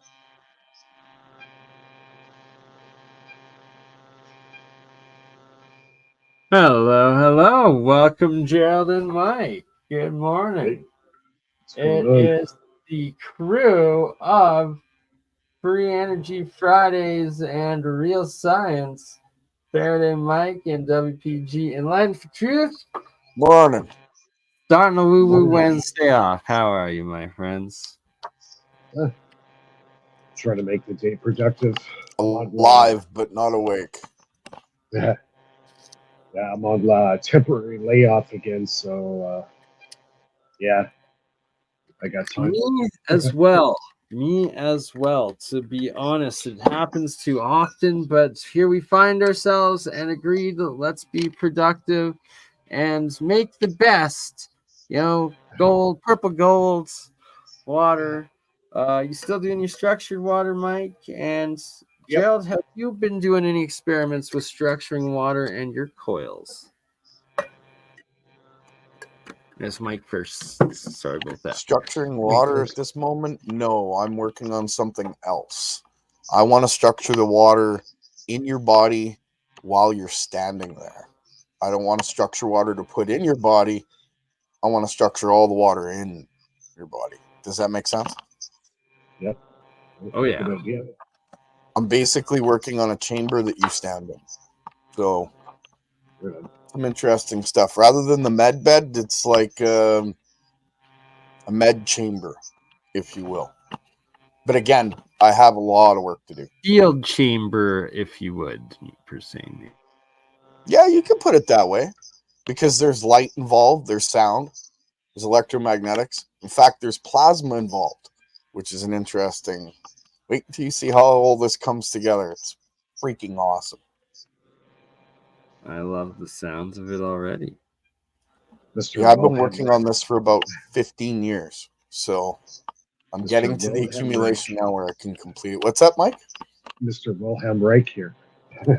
Well, I don't know about that, but I definitely am using a lot of his data. Yeah. Right. And I'm using Raymond Reif's data. And then you go to John Bedini when he was working with, I can't remember the name. I think it's called an RX box. I could be wrong on that. The RPX. RPX. It was about producing those sideband frequencies in order to heal the human body. And then him and his brother are, of course, passed now. So how do we know? Don't know. But it's something I'm working on. It's interesting. Yeah, a lot of people have dabbled with it. A lot of people don't I realize. love all of those names and their work that you're Another working. Another guy that everybody should really look into, and I'm actually reading some more stuff on Nathan Stubblefield. Like, this guy was so far ahead of his time that people just didn't know what to make of what he was doing and didn't take him seriously. He was the real first guy who created radio as we know it today. He was before Tesla, before Marconi and all these guys. This guy was the godfather of, the wireless telephone. He definitely understood coils. Have you seen his Stubblefield coil? Yeah. It's almost like a pyramid form. It's pretty interesting. Yeah. So these founders, a lot of people don't realize that a lot of these founders are so far. These guys were so far ahead of their time. Like, even now, we're just starting to understand what these guys were onto, and we're still not there yet. These guys were that far ahead, right? See, it's just. I have a theory about that, though. I don't think they were so far ahead through experimentation.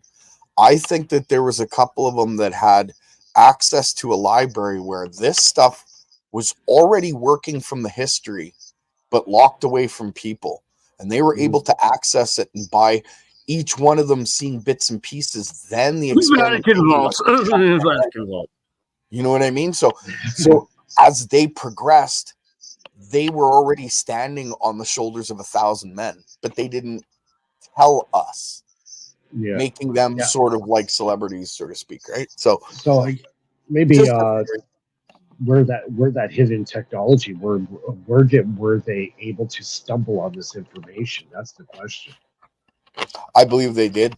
I fully believe that. There are libraries even in my city that if you had the right access, you could learn things from our history that you wouldn't even imagine.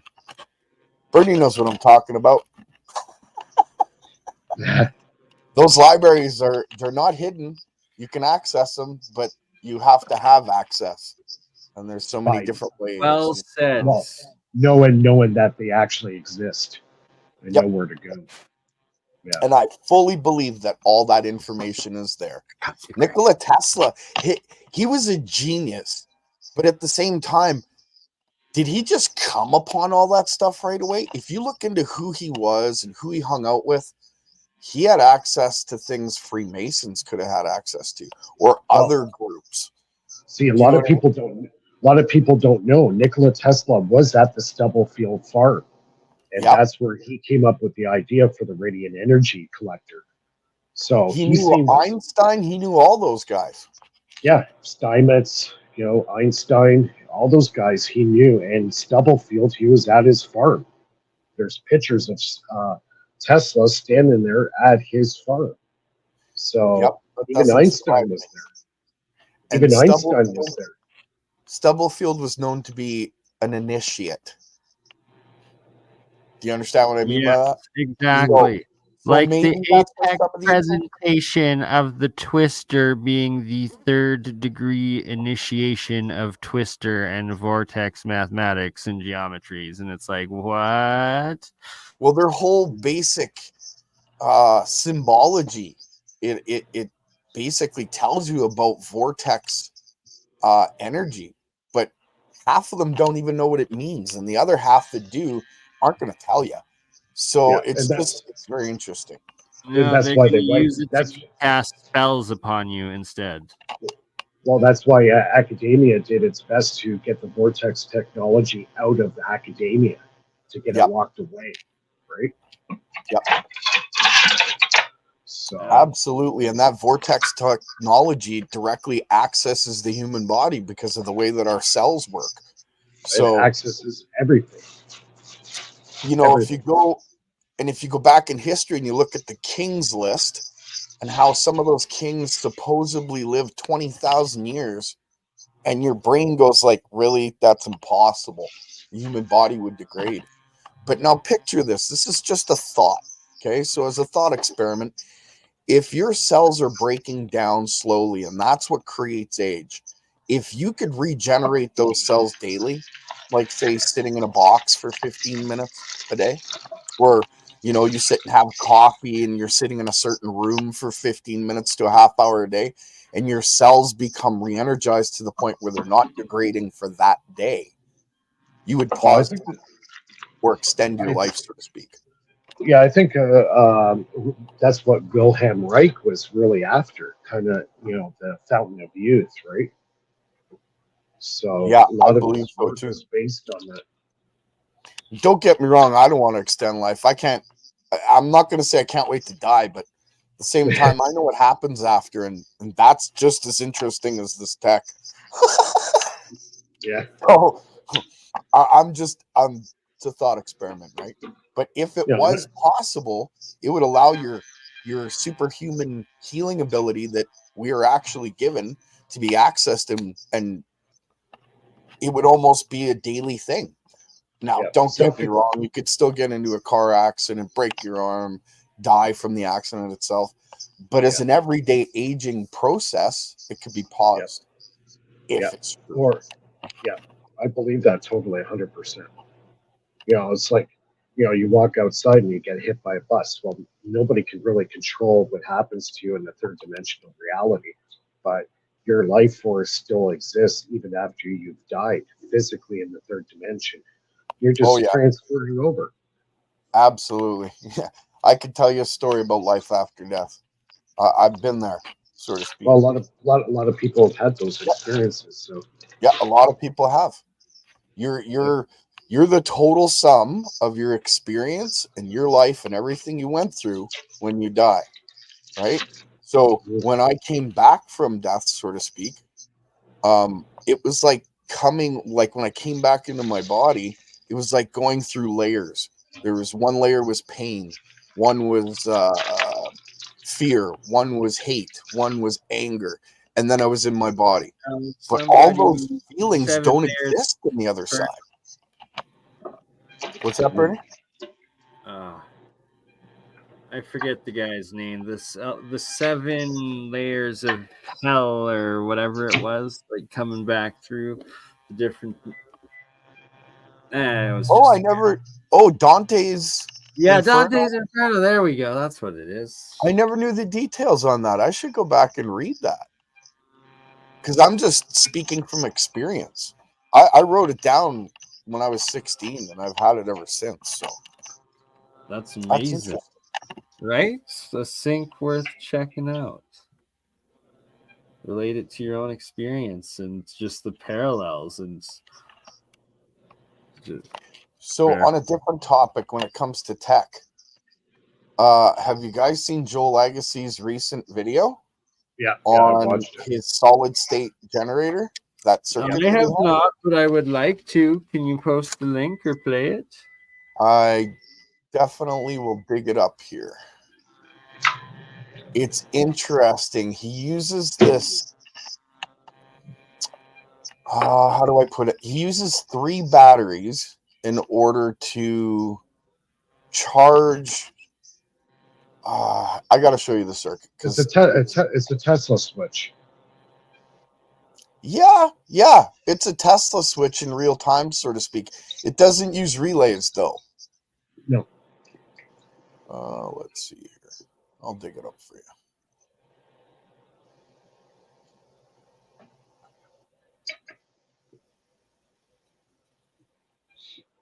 Sorry, it's taking me a bit. I'm looking through my history. I should probably just type it in. Oh, good, my friend. I feel you on that. It takes a minute sometimes. Okay. 7 layers of hell and 7 layers of hell. And that is correct, Jim Dillinger. Thank you. And Dante. So where do you want this link here? I guess drop it. Post it in the private chat, then I'll be able to click on it and open it up. There you go. It's interesting because I use part of this circuit already, and he adds like a 3rd battery to it, which I haven't tested yet. But it's an interesting circuit. So big shout out to Joel Agassi. Awesome work, dude. If you're listening, and you should be.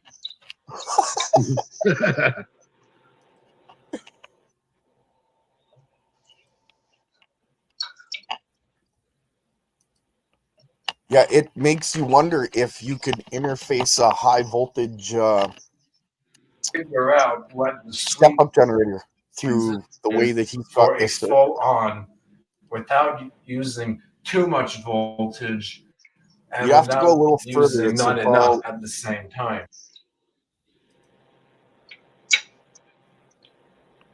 16 minutes in, he brings in that 3rd battery, or 15 minutes in. Depends how much you want to get into this. You get 0 here. So go back a little bit. You don't get an actual. It's actually partially isolated over here, even though it's part of the. Sorry, Gerald. I should let you give a pretext and not make you fight with the video. What were you saying, good sir? I'm sorry. I didn't mean to fight with the video. Maybe go back, say 30 seconds, where he's explaining that little diagram that he's got his pen on right now. He gives a pretty decent explanation about it. Yeah, right about there. We're going to add internal resistance a little bit anyways. So you're actually going to be counterproductive versus just running 2 batteries. And the reason that works here, plus to plus here, minus to minus. So here we have our minus plus. We have our light here. But the difference is the light is going to see the potential of this one here and this one here. So it's going to be 9 plus 9, which is 18 volts. So it's going to see 18 volts. And because they're all assuming brand new at the same voltages, the plus and plus here, and negative, negative, they're the same potential, so they cancel each other out. You get 0 here. So that's why you don't get an actual, it's actually partially isolated over here, even though it's part of the circuit, because it doesn't contribute the current in the traditional sense to the system. So now you're probably going, aha, I think I see where he's going with this. So back to our system over here. Let's add a third battery right here. This is 9 volts cell right here. But what we're going to do is we're going to go plus here, minus here, and we're going to connect it to this system right here. So we're going to go plus is going to connect with the plus here, and the negative is going to go ahead and connect with the negative here. So essentially, you know, as far as every system is concerned, this one here is running this one here is running this here. But now that we have this system, we want to take advantage of it, right? So we're going to change a little bit the way the circuit goes now. He makes so a mistake what we're going right to there. do is we're going to run it off the 3 batteries is actually going to be what gets pulsed. So our plus here is going to be this one here, like I actually had it. I don't know why I did that, but okay. And then the negative, instead of being this one here that it's pulsing, we're going to disconnect this negative here, and we're going to go right to the negative here. So you see now, this battery only is running this at 40 mA. We're really breaking the symmetry, folks. Tom Bearden would really be proud. This one here is running, well, it's not running anything directly, actually. It's just part of the 3 battery series configuration. But the high voltage module is now connected to this one and this one. It sees the 2 battery, it ignores this one. It sees 0 here. But again, we're not dumping the load here. We still have the 90 volt discharge. So what are we going to do? We're going to put our plus here. It's going to charge the battery right here. The negative is going to dump, into the second battery. I can do better than that. I want to confuse people here. Saskatchewan is home to some of the highest quality and most sustainably produced. Bernie. Good old Saskatchewan. Hey, boys. We got just a few Canadian farmers with us today to start this out. What was that? Oh, yeah, eh? Take off, eh? No, I'm just kidding. Yeah, what he was saying there, I've built the circuit, and I'm using 3 12-volt batteries. They're all 100 amperes. And I have a step-down transformer that comes from the 150 kV high voltage module, and then it goes to a step-down and then to the battery. I haven't tested it. I built it yesterday.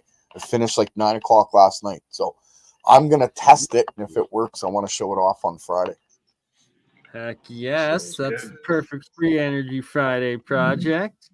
Well, if it works, do you realize what that does? What that does is actually, it's a miniature version of what you're using in your house. Because you're sending 150,000, 200,000 kV down your lines. Now you're sending a lot more current, don't get me wrong. But the way that they split it with your pole pig in your house, yeah, I can explain it once I've tested it to make sure that it's correct. Well, yeah, they got 40,000, actually 46,000 going on the poles, and then when it hits the transformer on the pole, it steps it down. You're It's talking about the ultimate life hack, aren't you guys? What's that? Talking about the ultimate energy life hack, aren't you? something like that. Yeah, pretty much. It's a huge step down. The reason why they use 40,000 volts going through the power lines is because you can get huge distance. Okay, so with Yeah, that with 40,000, well, a lot less current. You do almost need very next to no current, because when you got 40,000 volts going through a step down transformer, when you go from a large wind or a very high turn winding, and you step it down to a large thick wire with fewer turns, it steps down the voltage, but the amperage increases exponentially. So Absolutely. technically, through the actual power line itself needs very, very little current. That's why the wires are so thin. Now, if that weren't the case, the wires would have to be so thick, it would be, not practical to actually do it. And that was the problem that Edison had transmitting DC power. His cables had to be so thick, but he could only get 1 mile distance of transmission, right? That's where that's where AC won the war, right? Is because you need a lot less wire to do it, and you can transmit, basically infinitely with alternating current. That's why Tesla won. So keeping that in mind, with this experiment, he's taking a high voltage potential, he's stepping it down and increasing the amperage. So whenever you step down, you lose voltage, but you gain on the amperage, and then vice versa. And because of the way he's got this circuit, it distributes the power to all 3 batteries through that one. It's crazy. I love it.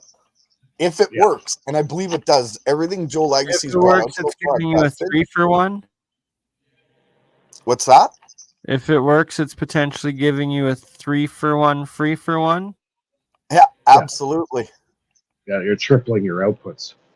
Yep. All right, let's listen to the rest of this. 3-for-1, free-for-1, free energy Friday. We're gonna everything Joe Legacy has brought out, I've tested, and so far he's been dead on. And I think that's why he gets attacked so much, because he's been right so far. Yep. Guy's great. Got to have him on, Bernie. Yeah, I've been trying to get him The on. minus is charging the second battery. So the high voltage at 90 volts is charging this battery here. So this totally breaks how it would work in traditional electrodynamics, because you see what's going to happen now is, as this battery here starts increasing voltage, it may read 9.1 volts, while this one here or that one here, let's say the first one drops a little bit. Whichever one is lower, which is really cool because this is automatic sensing, regauging without any auto compensator circuits. It's just doing it with nature, basically. So what I'm getting at is, now instead of seeing 0 here, it's going to see the plus whatever 100 millivolts, and it's going to start distributing that into this battery or that battery. So it's fully isolated, but it's not, you see? So now these 2 batteries are going to be able to charge. See what I'm getting at? It solves the isolation issues of sending it back without having to worry about transformers. Let's say this was a Bedini. This would work as well with the Bedini setup, which is really interesting. Now, if you want to take it one step further, this is a little bit more complicated because it's a high voltage module, but let's say this is actually a Bedini. We'll call this Bedini instead. Bedini. So we're using a traditional Bedini here. What's interesting with the Bedini is the way the wheel works and the magnetic pulse. It's not an auto self-triggered system. It needs that pulse to start it. So you actually get a pause in the input current. So what I'm getting at is the Bedini motor also switches your CEMF. So all you have to do is on the plus side here that's feeding the Bedini, you had an additional transformer stage here with L1, and here would be L2. Tunnel thing on traffic. He also tweets a lot. Elon Musk right here.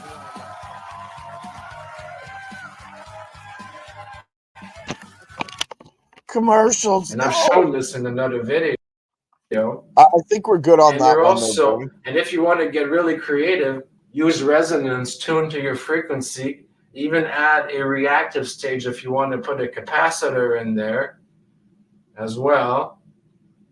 C1, so now you've got an LC circuit that's also increasing the potential from the CEMF trigger. So you're really, really taking every system here and recycling it. And then the output of this can be then rectified with the help of the diodes back to DC, which can then charge. I'm running out of space here. The first battery. So now we have a system very similar that Bedini's later motor with the hub edition, the hub motor he called it. Every battery is getting hit with an incredible amount of power and using hardly anything. We've created a very non-linear system. We're doing asymmetrical regauging and we're breaking the symmetry like Tom Bearden's doing.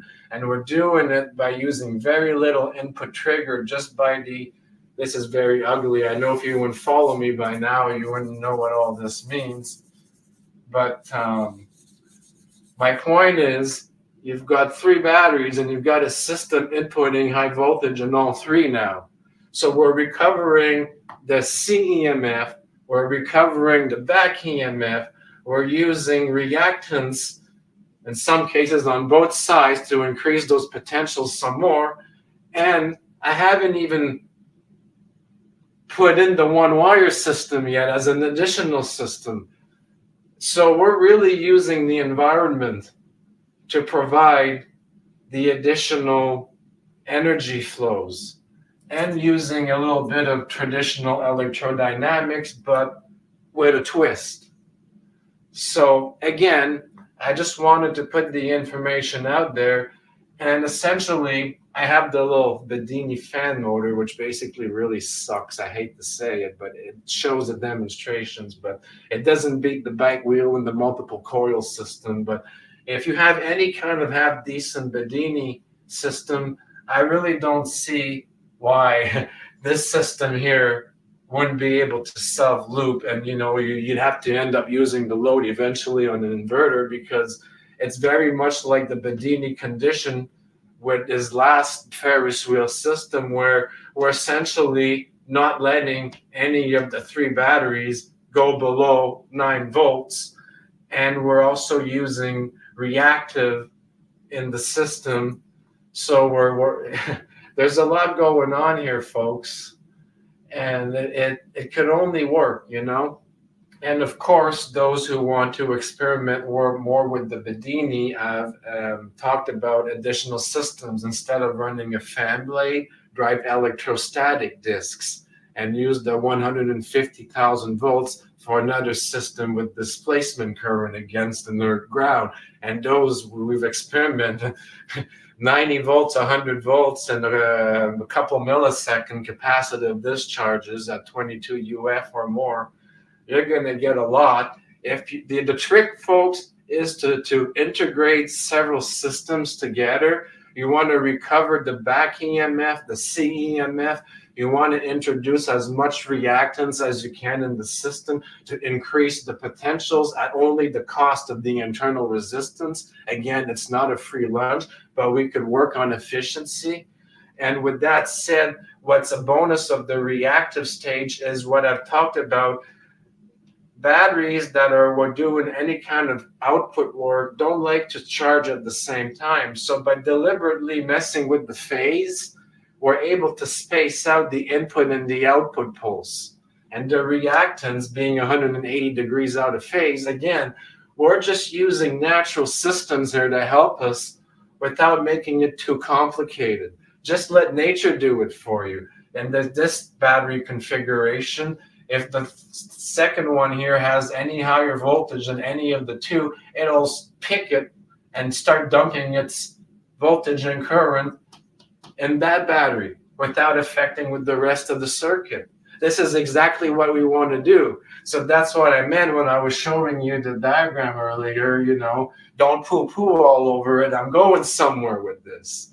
And this is what I wanted to show you. No isolation issues, but, you know, a lot to swallow here, I understand. And with that said, folks, always looking forward to your comments and suggestions and ideas. Let's collaborate and talk about what needs to be said and what we can do to improve our systems. At some point, I would like to show this system, but I have yet to reproduce the real Bedini. Even the bike wheel one would probably have a good chance with this. So have yourselves all a great day, folks. Whoa, buddy. Try the A&W Spicy Dill Pickle Buddy Burger for just $3.99.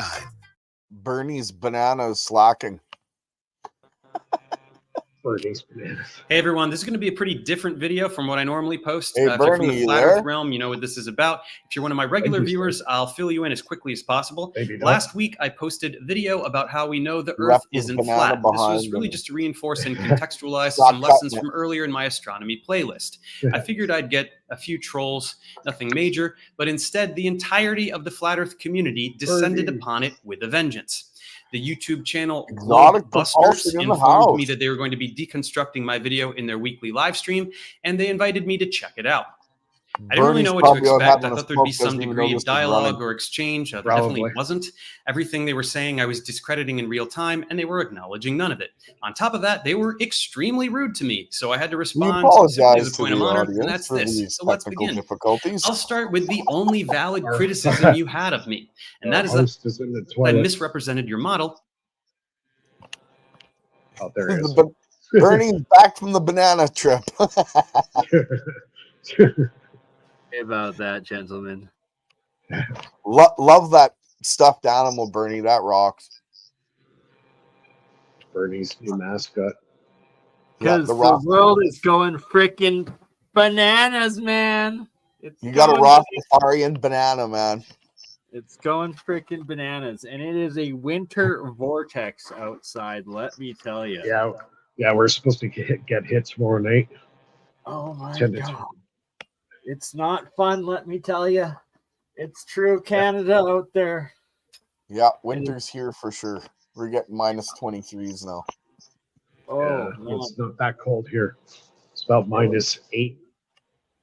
you Well- guys lucky, man. It was minus 24 in my truck without wind chill the other day, and I got pictures to prove it, eh?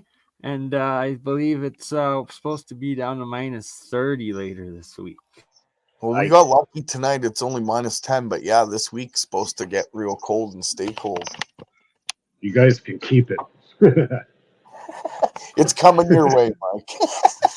Supposedly, it's supposed to go all the way down to Texas again, and that's crazy. This freezing, the super cold, and at a time where literally, so it's this polar vortex. They claim the splitting of the North Pole, where the North Pole heated up 60 degrees overnight.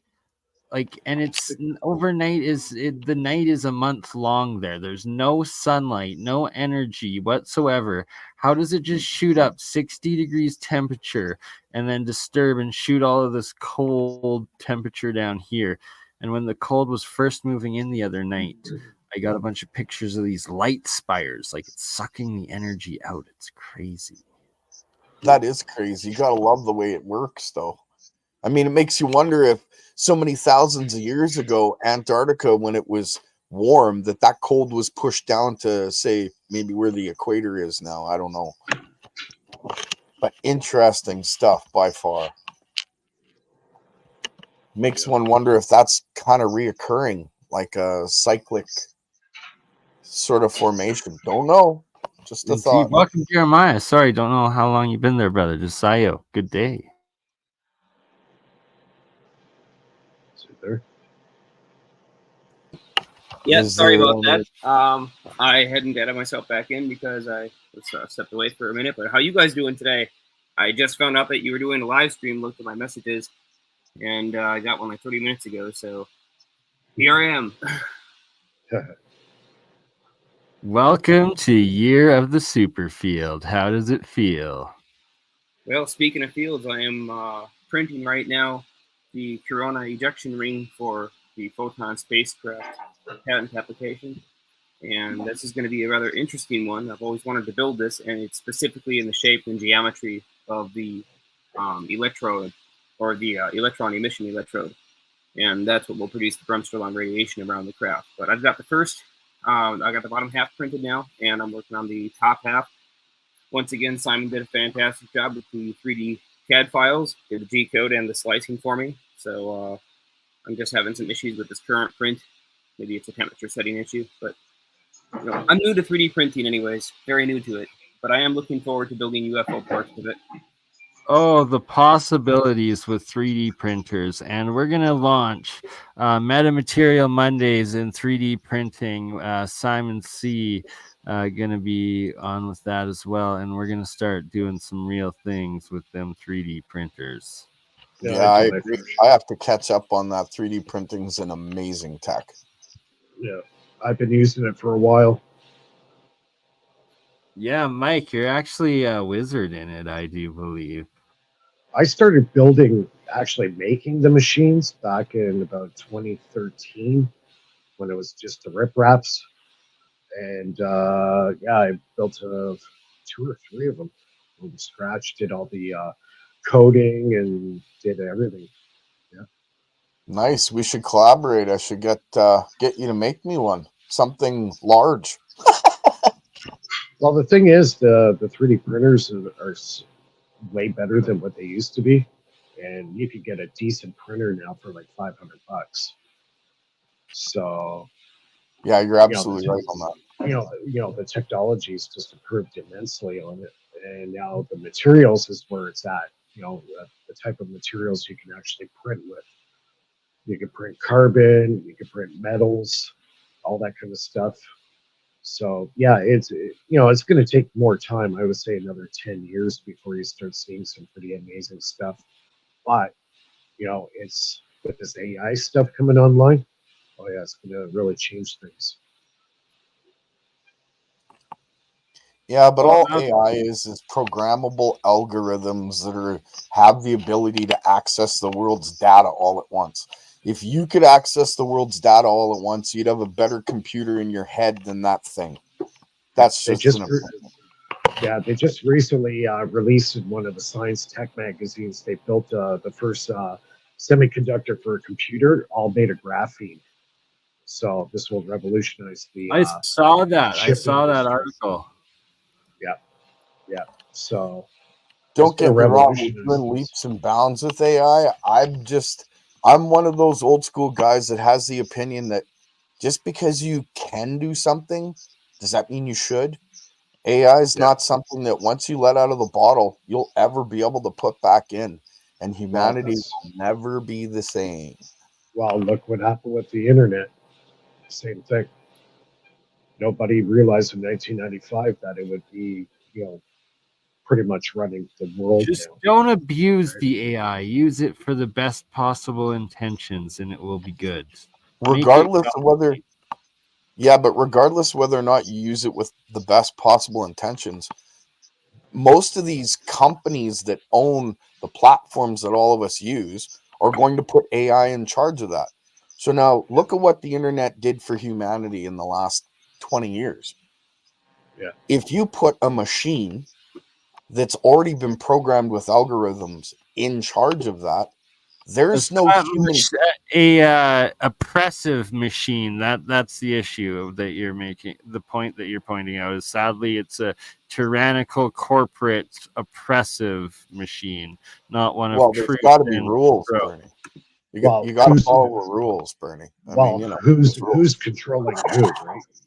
No, who's controlling who? Yeah, well, that's just the point. Would you want a machine controlling you? No, don't get me wrong. Our computers, to some degree, give us limits, but we're the ones that put the controls on them.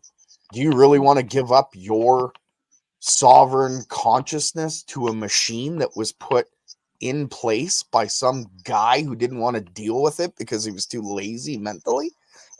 I don't know. Just a question.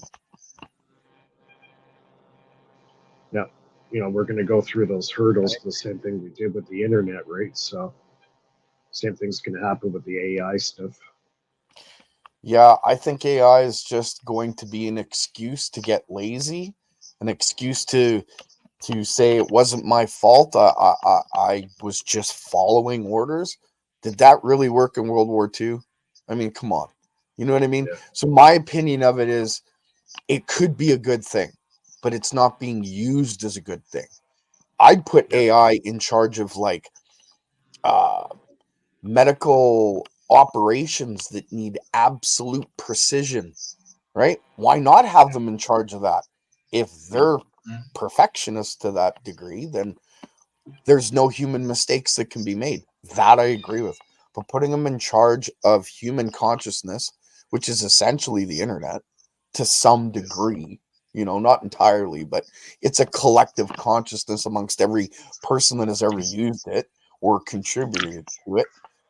I don't know. I think that's just, it's irresponsible for people to do. That's just my thought. I could be wrong, but if I'm proven wrong, so be it. Yeah, it's uncharted territories, right? I don't know. If you look into the Indian texts, like the Vedic texts, it parts of it kind of lead you to think that there was some sort of an AI influence way back in the day. But I could be wrong about that. I suspect you're right on that. I feel the same thing. I do feel like I almost suspect that there's going to be this ancient AI like demigod like reconnection or something. Like it's like the Tower of Babel moment. Yeah. It either wins or destruct. Yeah, I kind of wonder about that. Just because there was tech back then. No. Is a cubit actually an ancient Egyptian Sumerian cubit? Is that actually a measurement of quantum bits? Like, imagine if that's actually it and it's part of the God particle. That's a good question, Bernie. I always wondered about the qubit. That's a good question. Any thoughts on that, Mike? Not really. That one's out there. That's an interesting the Woo Woo Wednesday thought of the day right there. There you go. Still trying to absorb this. Yeah, the qubit being an ancient measuring a measurement. What is it, 1.6 meters or something like that? 1.613 or something? I can't remember. Yeah. Supposedly, but maybe it's the God particle quantum bit of maybe it was AI Egypt and the quantum like God AI technology of the universe that we are about to dabble with into the modern Babel of Tower of Babel moment. Maybe it was here's a theory. How about AI being responsible for the construction of the pyramids? Maybe there was an AI back then that was able to make them build the structure at an incredible accuracy. So obviously there is some kind of AI involved that gave them this super incredible accuracy of construction. I maybe, but you know what? I wouldn't give AI that much credit. I think it's as dumb as a rock, just like every other machine we've created. It's mankind that has amazing abilities and creativity. And I think that we came up with the ways of putting the pyramid together and what it was for. Maybe it was given to us by a higher power. Maybe not. I don't know. But mankind was definitely the ones that put it together. How? That we still haven't figured out. We debate on it endlessly. All of us do. There's so many different ways, like Bernie said, maybe 3D printing it. Maybe it was built in anti-gravity in a sense where it was built from the top down. Maybe it was built by aliens. Maybe it was built by slaves. Nobody really knows. No, But because it's an I interesting think debate. I personally think, and a few other guys out there actually think the Egyptians actually inherited the pyramids. Yeah, I think so too. I think they were there way 1000%. The pyramids and the pyramid building super civilization was pre-cataclysm, pre-Young Dryas, Yeah, like Atlantean or before that. Yeah, and this Yeah. may piss a lot of people off, but I don't think the Egyptians owned it at all. If they did, they'd know exactly how it works, how it got put together, and how to fix it. And until they That's can right. tell me that, it wasn't theirs. They just got there first. It was deliberately destroyed. It'll just piss off the official Egyptian historical authorities, and they have their own history to maintain, even though it's been thoroughly disproven at But this see, point. and that's the thing about me. I don't care who I piss off. It's their opinion, and if you like it, you take it. If you Egyptian don't, you don't. archaeology has been debunked so badly, it's like pathetic that in 2024 it's still taught in academia. You're not wrong. Yeah, no mention of Kemet at all. Hey, if we wanted to talk ancient Egypt, we should be referring to it by its proper name, and that goes back Kemet. before the 4,000-year history that they're currently promoting. Yep. As an alchemist, my main email of Crypto Alchemist, I spell it ELKHEMIST because it's all about the it's tree. There you go. We as a society can move mountains now. And the Egyptians state that there's nothing beneath the sand except for the pyramids. Why don't we move most of that sand just to have a look? I doubt anybody would allow it. There'd be wars over that because the truth would come out. Oh, you should have seen the major rigmarole for the completely non-invasive muon test. Where they found there was another chamber above the entryway. So just trying to get authorization from the authorities to get a couple of detectors in there. Like I said, completely passive detectors. Unreal amount of hoops they have to jump through, and then of course the authorities also said they have to be the first to gain access to the data, and they'd approve whether it was released, and all this kinds of stuff. Like, why would you care if it's scientific information about the construction of this structure? Why should we have to go through you to release it? In fact, why should we even have to ask for permission to look? Narrative control, as always. They gotta put their spin on it. Yeah, I mean, if we were wondering whether or not they were controlling the history and the narrative, then that pretty much tells you flat out in your face right there. Oh, absolutely. What was the name of that? I can't remember the guy who's in charge of Egyptian antiquity there. Yeah, I know who you're talking about. Yeah, I can't remember his... The biggest Haas shit in the fucking world. Yeah, he was a thief, a liar, a manipulator. And yeah, you want to sue me? Go right ahead. I ain't got nothing for you to take. So the way that I see it is that guy was personally responsible for hiding so much Egyptian world history. Like, it's crimes against humanity that freaking guy commits to this I day, agree. He should even be though he's charged no for longer crimes in against power. humanity. Yep, He should. I agree. Yeah, they're always seeming to hide something. I think personally, in my personal view, there was a great civilization pre-Egyptian era, and it got wiped out completely. And they were the only ones who had the technology to build a structure like that. So the Egyptians eventually inherited it and called it their own, and that's been the narrative ever since. So that's my view. I think there was a great civilization way before the Egyptians. Because if it was truly yours, wouldn't you want to have it put back to its perfection so that you could be proud of it and show the world, yeah, this is ours? Exactly. There's something just not quite right there. Exactly, because they don't know what it is for starters, and number two, they wouldn't have any knowledge on how to reconstruct it, how to put it back to its original. Well, I don't know. There's something sacred, I guess, about leaving the site as it is. I mean, Rome didn't rebuild the Colosseum. Greece is not rebuilding some of its Yes and old no. If templates, it's so to some Well, degree, if they especially with burials, but we believe those specific pyramids are not burials, and there's no bodies in them to this day, so you can't really right, desecrate them. it's an So energy I would generator. argue it's because they belong to the world, and it needs to be more like shout out to Samir Izvanovich and what he's doing with the Bosnian pyramids and opening up and making it a civilian-led, open to the world. Any civilian can go and do active real archaeological digs and explorations and real science on it as well. And the Well, amount of next level information and discoveries that has come out of that, well, we'll be doing more of that this year. I agree with both of you. I recant what I said originally. Maybe it shouldn't be put back into working order, but it should be cleaned up and maybe turned into a museum so that we know exactly what it was for, what its purpose was, its intention, and who built it and how it was built.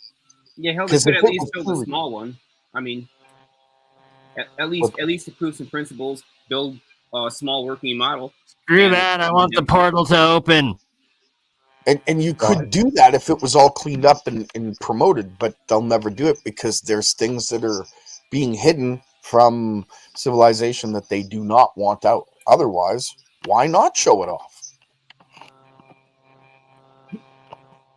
Yeah, they don't want people to know that this thing potentially was a giant generator set on a major ley line intersect that would create the global wireless power system that Tesla was having. You know, Tesla was very interested in the pyramids, and in his later years, in his mid to late 70s, he was doing a lot of experiments with quartz crystals and materials that were potentially used in the pyramids. So he had a huge interest in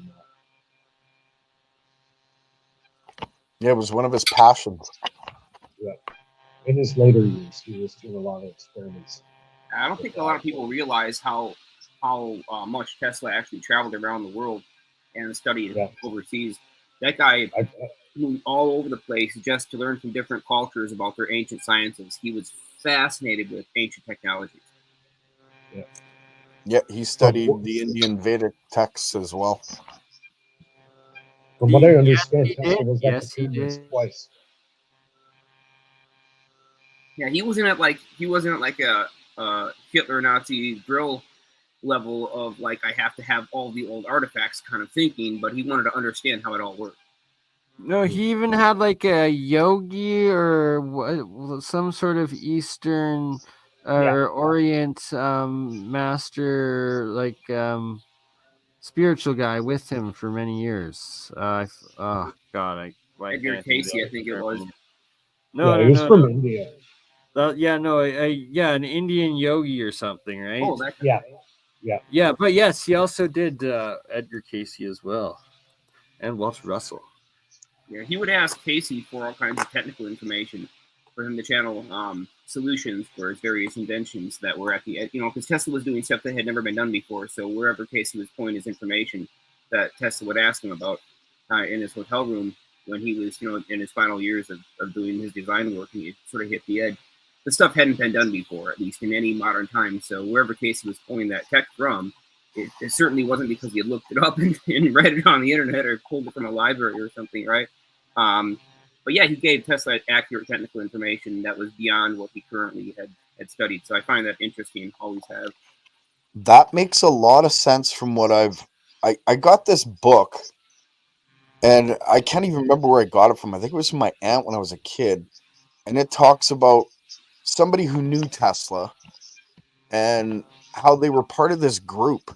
Now, I don't know how true this is. It could be a fiction. I don't know. I have to look at the book again. But this group they were in included I didn't know about Casey, which actually kind of fits. That was in his very later years. That's probably why you didn't hear much about it. That's when he was up in the hotel in New York or whatever.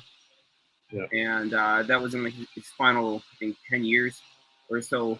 He started consulting Casey. It could have been even less than his final 10 years.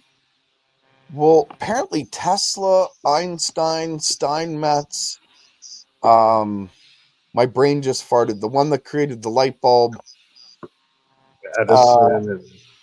Yeah, and the one that wrote the books, he was good friends with there. Yeah, what's that freaking guy's name?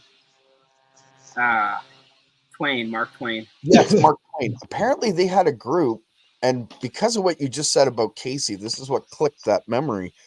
Apparently, they had a group that would get into seances and all kinds of esoteric Oh wow! rituals in order Almost to like get a information. parallel to the Maria Orsovich, yeah, German channeling and stuff.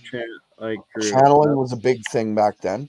Now, I don't believe Tesla was getting his information from there, but he was getting confirmations from there, from my understanding. Right, yeah, Tesla said where he got his information from. He said straight up that none of his ideas are his own, and they come from a point of higher consciousness elsewhere in the universe.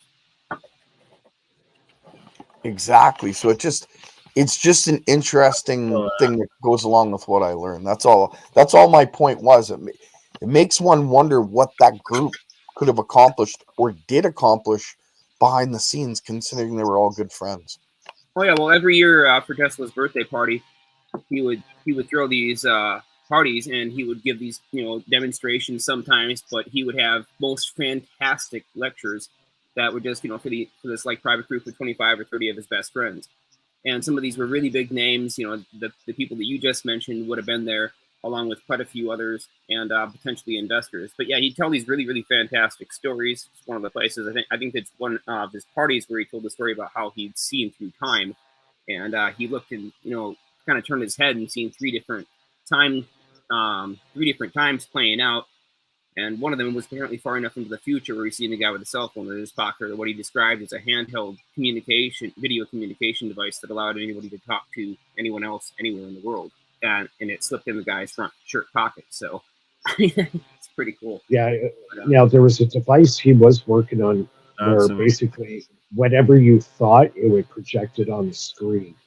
I heard about that, but never seen a single shred of evidence towards it, so I'm not sure. Yeah, same. Yeah. That's one thing I've heard he did. I heard about that device as well, yeah. Yeah, he accessed it through brainwaves. I don't know how he was able to see him back then, but that was an interesting invention. Didn't it have, I don't know if he had anything to do with Project Looking Glass or not, but it kind of sounds along his lines. As far as I know, that really didn't have anything to do with him. No, I know he had a part in the Philadelphia experiment, but he got out of it really early because he knew it was super dangerous for humans to be in that field. And, I read some notes on that, on why he got out, actually. Yeah. He got out because he redid his calculations and he realized that every single person that was on that ship near those gravity transformers had to be wearing a watch that locked them to the time that they were from. Because if they didn't, what happened, from what we hear, could have happened. Because the watch that was ticking, it was oscillating at the time that they were born in, so to speak, right? It's at 60 seconds per oscillation, so to speak, and that was how they were getting their I don't know what watch he was using. But anyway, the watches that he wanted to give to every person on the ship, the United States Army apparently said, no, we've already spent enough money on this. We're not going to do that. We don't need it. The math is correct. And he bailed. He said, I don't want nothing to do with this because you guys aren't listening. I've told you, you need to do this. And that's why he bailed. Apparently. I don't know how true it is. That sounds pretty legit. That's freaking wild. I found the quote here. Nikola Tesla, my brain is only a receiver. In the universe, there is a core from which we obtain knowledge, strength, and inspiration. I have not penetrated into the secrets of this core, but I know that it exists. And so, awesome. Information highway. It's just like beautiful poetry. And, I've had so many downloads, and so have most of the people that I work with, that it really makes me think, this is just something that all of us humans can do. It's not, you're not born with special gifts. Gerald, Jeremiah, myself, all of us have had many own personal experience downloads. Like it's how we get all our the best ideas, absolutely. ideas. I come up with all kinds of crappy ideas on my own, but the really good ones pop into my head from somewhere else. I built my coils through dreams. Every one of them. They were all directed through dreams. Certain numbers, certain sequences. Call it what you all. Mendelbrot sets. And I've seen so many things in dreams I can't even explain. I've written them down. I got maybe 20 binders full of notes. But crazy when you access. Yeah, lucid dreaming is the key to amazing. getting a lot of this info. That's amazing. We got to get Dan Winter on to talk about that here this year in 2024.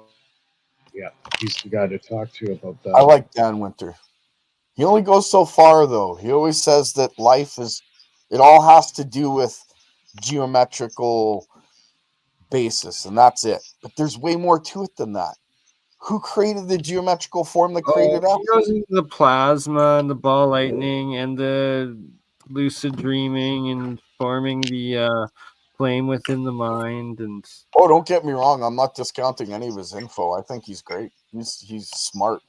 I've watched him since he built his first implosion device for water structuring. Yep. Yeah, he's in Australia. Shout out to the water imploder. Yeah, apparently he was doing some work with the guy who made the Joe cell. Really, that fascinates me. The Joe cell really fascinates me, especially with like the electrolysis experiments I've done and some of like the weird viscosities I've gotten water to turn to. Like I fully believe in what I've seen in investigating the Joe cell. I think it's legit. Yeah, one thing he was saying with the Joe cell, if he were to drive his car over a railroad track, the Joe cell just shuts off.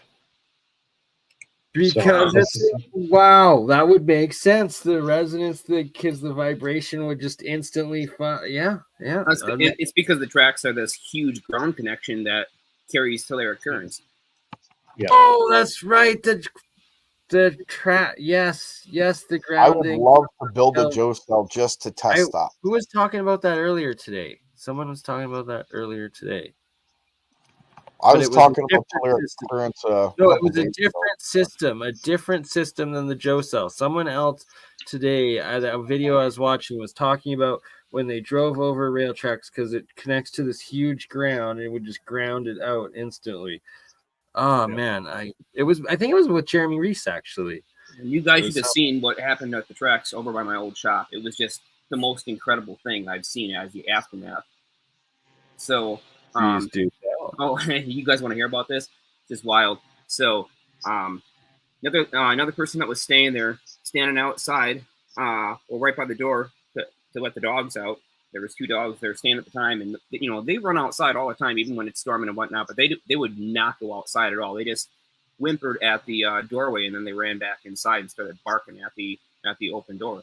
So anyway, she's like, "Oh, that's weird. I wonder what's going on." And right as she starts to turn to go inside, massive explosive sound just shook the entire building, shook her. She felt it in her chest. So I find out about this the next morning when I get there to the shop. And so I go down by the railroad tracks where she said she's pretty sure lightning struck. And there's a tree that's been completely stripped of its bark and most of its branches. I can see the stump 30 feet from where the rest of the tree is sitting. And this is like a probably 35-foot tall tree. It's a monster tree. It completely blew the thing, and at the base, it exploded the base with so much pressure it tossed the tree. It must have put it at least 25 feet in the air and threw it, like I said, over 30 feet away. But anyways, this is the really interesting part. The track is in sort of a valley. So this railroad track where this lightning bolt struck, and right where it blew the tree off, it sits about 10 feet down beneath ground level on one side and about 4 feet down on the other, because there's a hill on the opposite side that kind of goes up and it's dug out. What happened is apparently this valley, this region beneath ground level, had been filled up with a massive amount of electrons, just trying to escape and neutralize out the charge that was building up. Because before this lightning bolt must have struck, or before this lightning bolt struck, it must have pulled out a huge amount of charge straight off the tracks and started to ionize the air. So the entire valley was filled with ions. And what happened is when the lightning strike occurred, it discharged all the ions in the air, and then something really fascinating that I've never seen anywhere else occurred. Every single track-facing plant, about 3 feet from the plants that were the closest to the track, about 3 feet into the brush, was completely stripped off of all of its spark, or its leaves were completely exploded. I seen the stems were just blown to pieces. It had fried all the brush, and apparently it's because it electrostatically exploded outwards, just like we see in exploding wire experiments. And the extensive damage to almost 300 feet in both directions of where this lightning bolt struck, just along the railroad tracks, the tracks carried so much instant neutralization charge that they electrostatically ripped the plants apart and tore pieces straight towards the tracks. We're talking thousands of pounds of force here in a split second, probably millions upon millions of volts in a couple of nanoseconds. So I imagine that area smelled like ozone big time. Oh man, absolutely. I mean, I seen where the strike went down, and it burned the crap out of everything. But the amazing part is it was raining all night after this lightning strike happened, and that tree the next day, it was bone dry. You got to gun off to that thing with a match and started it on fire. I mean, it was completely dry. So that means, while it was raining, that tree must have been so damn hot still that it evaporated off all of this water and ended up dry the next day. So I've never seen that much extensive damage to foliage from any lightning strike. For 300 feet in both directions, just everything completely dead and stripped. There's a video on the internet. It's been out there for a while. It shows a lightning bolt hitting the ground close to like a river, and then the bolt of lightning just travels right through the river. I don't know, maybe BurnEye, you could find it. It shows lightning bolts hitting a river.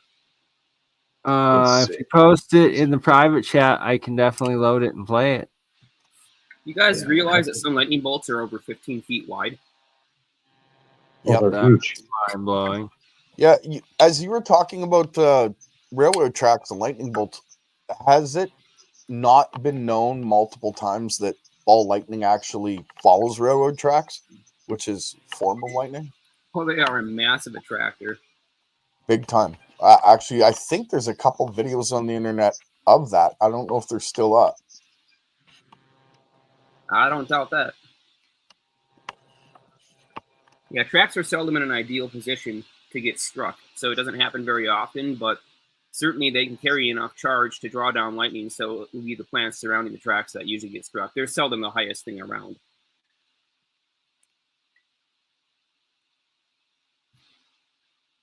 Lame. I've been trying to test out. I'm live on 3 different Twitter/X accounts, channels of mine right now as well. But I was testing because supposedly they finally fixed the live comments to Twitter or X integrated into StreamYard, but it does not seem to be the case. Boo. Ernst. Okay. Shout out Tartarian Truth. Okay, I found the video. I'm going to put it in the chat. Oh, right. Yeah, the private chat. Private chat. Okay, hold on a sec.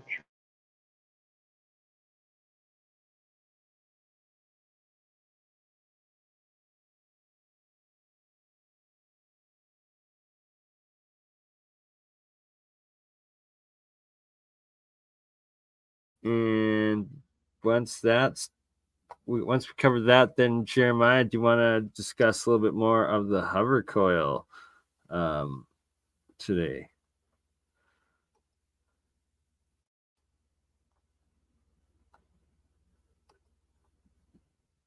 Nope.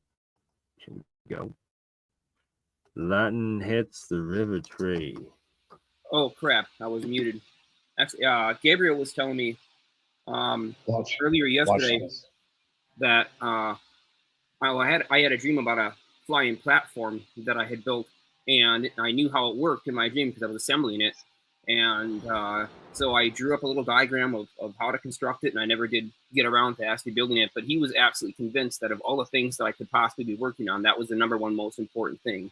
He's sure that because I seen it in a dream, and like many other things, holy cow, That's a Feature lightning that. bolt. I remember That's seeing a lightning it. bolt, Not. really? Yeah. It's lightning. No way. I remember that. Yeah. It was in China. I remember seeing that. Yeah. Yeah, the sound goes with it, or it did at one point, and it was It was loud. like a shockwave.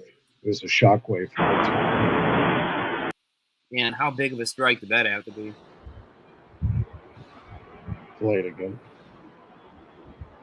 See, it hits the ground. Oh. That's I would power. have loved to have been standing there. Just the way it races across the surface of the ground like that, too. I've never seen lightning do something quite like that. So charged and electric. Yeah, across the ground there here, right? Like Yeah, right at the beginning. Right. But what's really amazing is when it comes back to the water, doesn't all go at once. It's like in these multiple locations, it's super strange. But what I'm not getting here is this. Coming out of the water, there is this brown smoke, so it looks more like, it looks almost like an explosive was set off, and that may not be lightning strike. Maybe that's Sure, that's not transmutation. Yeah, this is crazy. I'll be sure That's that's high lightning. voltage. Oh, that's high voltage, man. Yeah, I know. Is this lightning or something else? See, to me, that looks like an explosion. That's not lightning. Come on, you know what? That's got to be an underwater explosion, and that thing that looks like a lightning strike up there, that's probably that's probably zip line. That's their explosive trigger line, like they use in controlled detonation. Maybe. Charged explosion. Maybe. Yes, Maybe. that was Yeah. an electric. Well, look at the brown. Look at the brown vapor from the water after.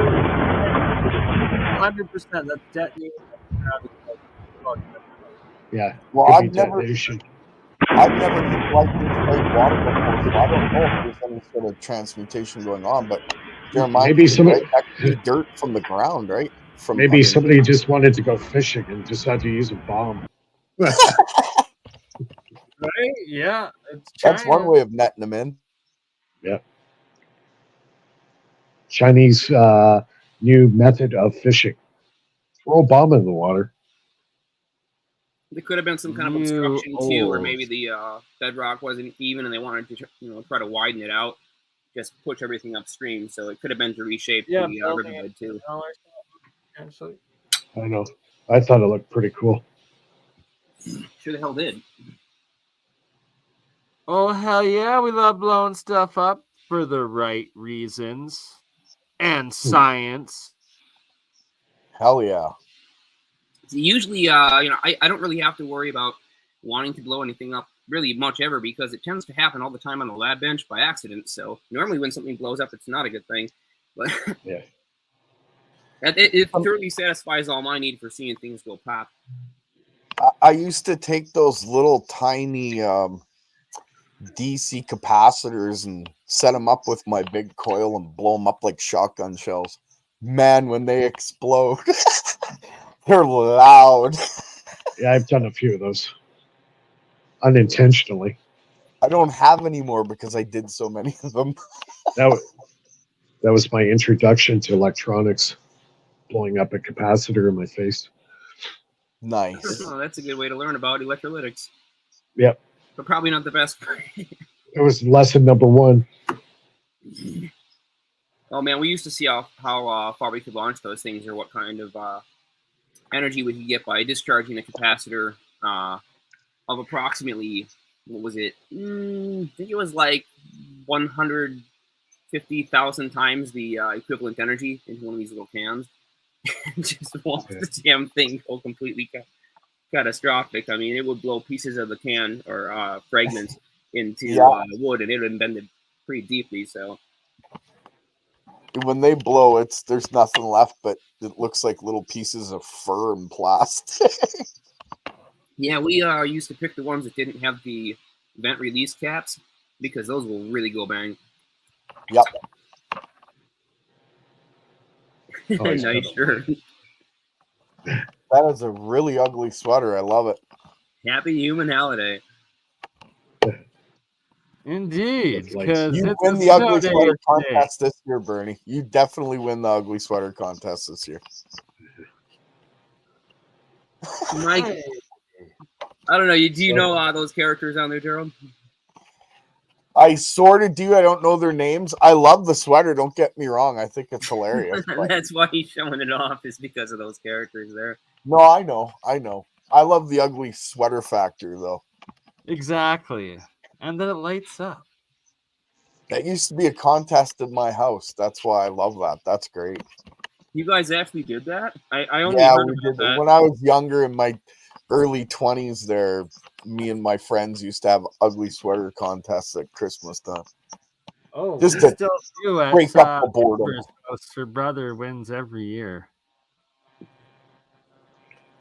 Some people have a knack for ugly. Some people don't have to You try. nailed it. Yeah. Some people are pure natural at it. Yeah. Have you met my brother? No, I'm just kidding. Yeah. Yeah. That's okay. I still don't know how to dress nice. Wasn't ever a skill that I picked up. If I've got to look good, I'll ask my girlfriend for help. Yeah. Yeah. I've never been too bad in that department. Just can't really afford the clothes I want to wear.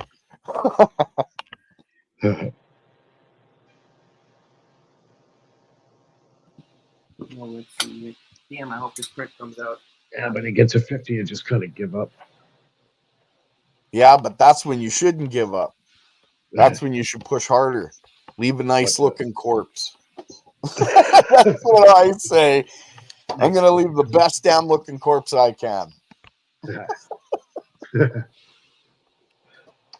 Go out with a bang, right? That's it.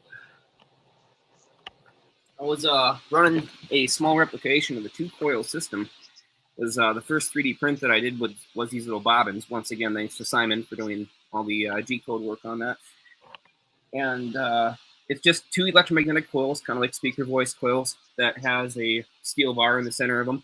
And so I'm pumping them at 100 hertz, and one of them is offset by about 0.63 hertz. So it's 100 hertz and 100.63 hertz in the 2 channels. That creates a traveling wave, and that thing makes a compass spin like crazy. But it also produces a propulsive force because of the traveling wave phenomena. And the fact that it does it with a square wave input at only 100 hertz, I think, is super interesting. And the reason for 0.63 hertz offset is because that's the oscillation frequency of the pendulum I have it on. So it just kind of helps automate the swinging process, so I don't have to turn it on and off. But yeah, you can really feel it with the magnet. That beat frequency at 0.65 hertz beat frequency is really fascinating. And I was thinking about your coils, G, and how you could run them with a slight differential in frequency to generate a traveling wave too. Yeah, I can do a little more than that, but I understand exactly. Yeah, I see how you see that. Just for the very fact that it's bifilar and balanced. Yeah, in this case, these are monofilar coils, but I work far better with a pair of bifilar coils. But you're working with a pair of monofilar, right? Which is right. Pretty much the same thing as one bifilar coil. So yeah, I went monofilar because I wanted to reduce the capacitance as much as possible.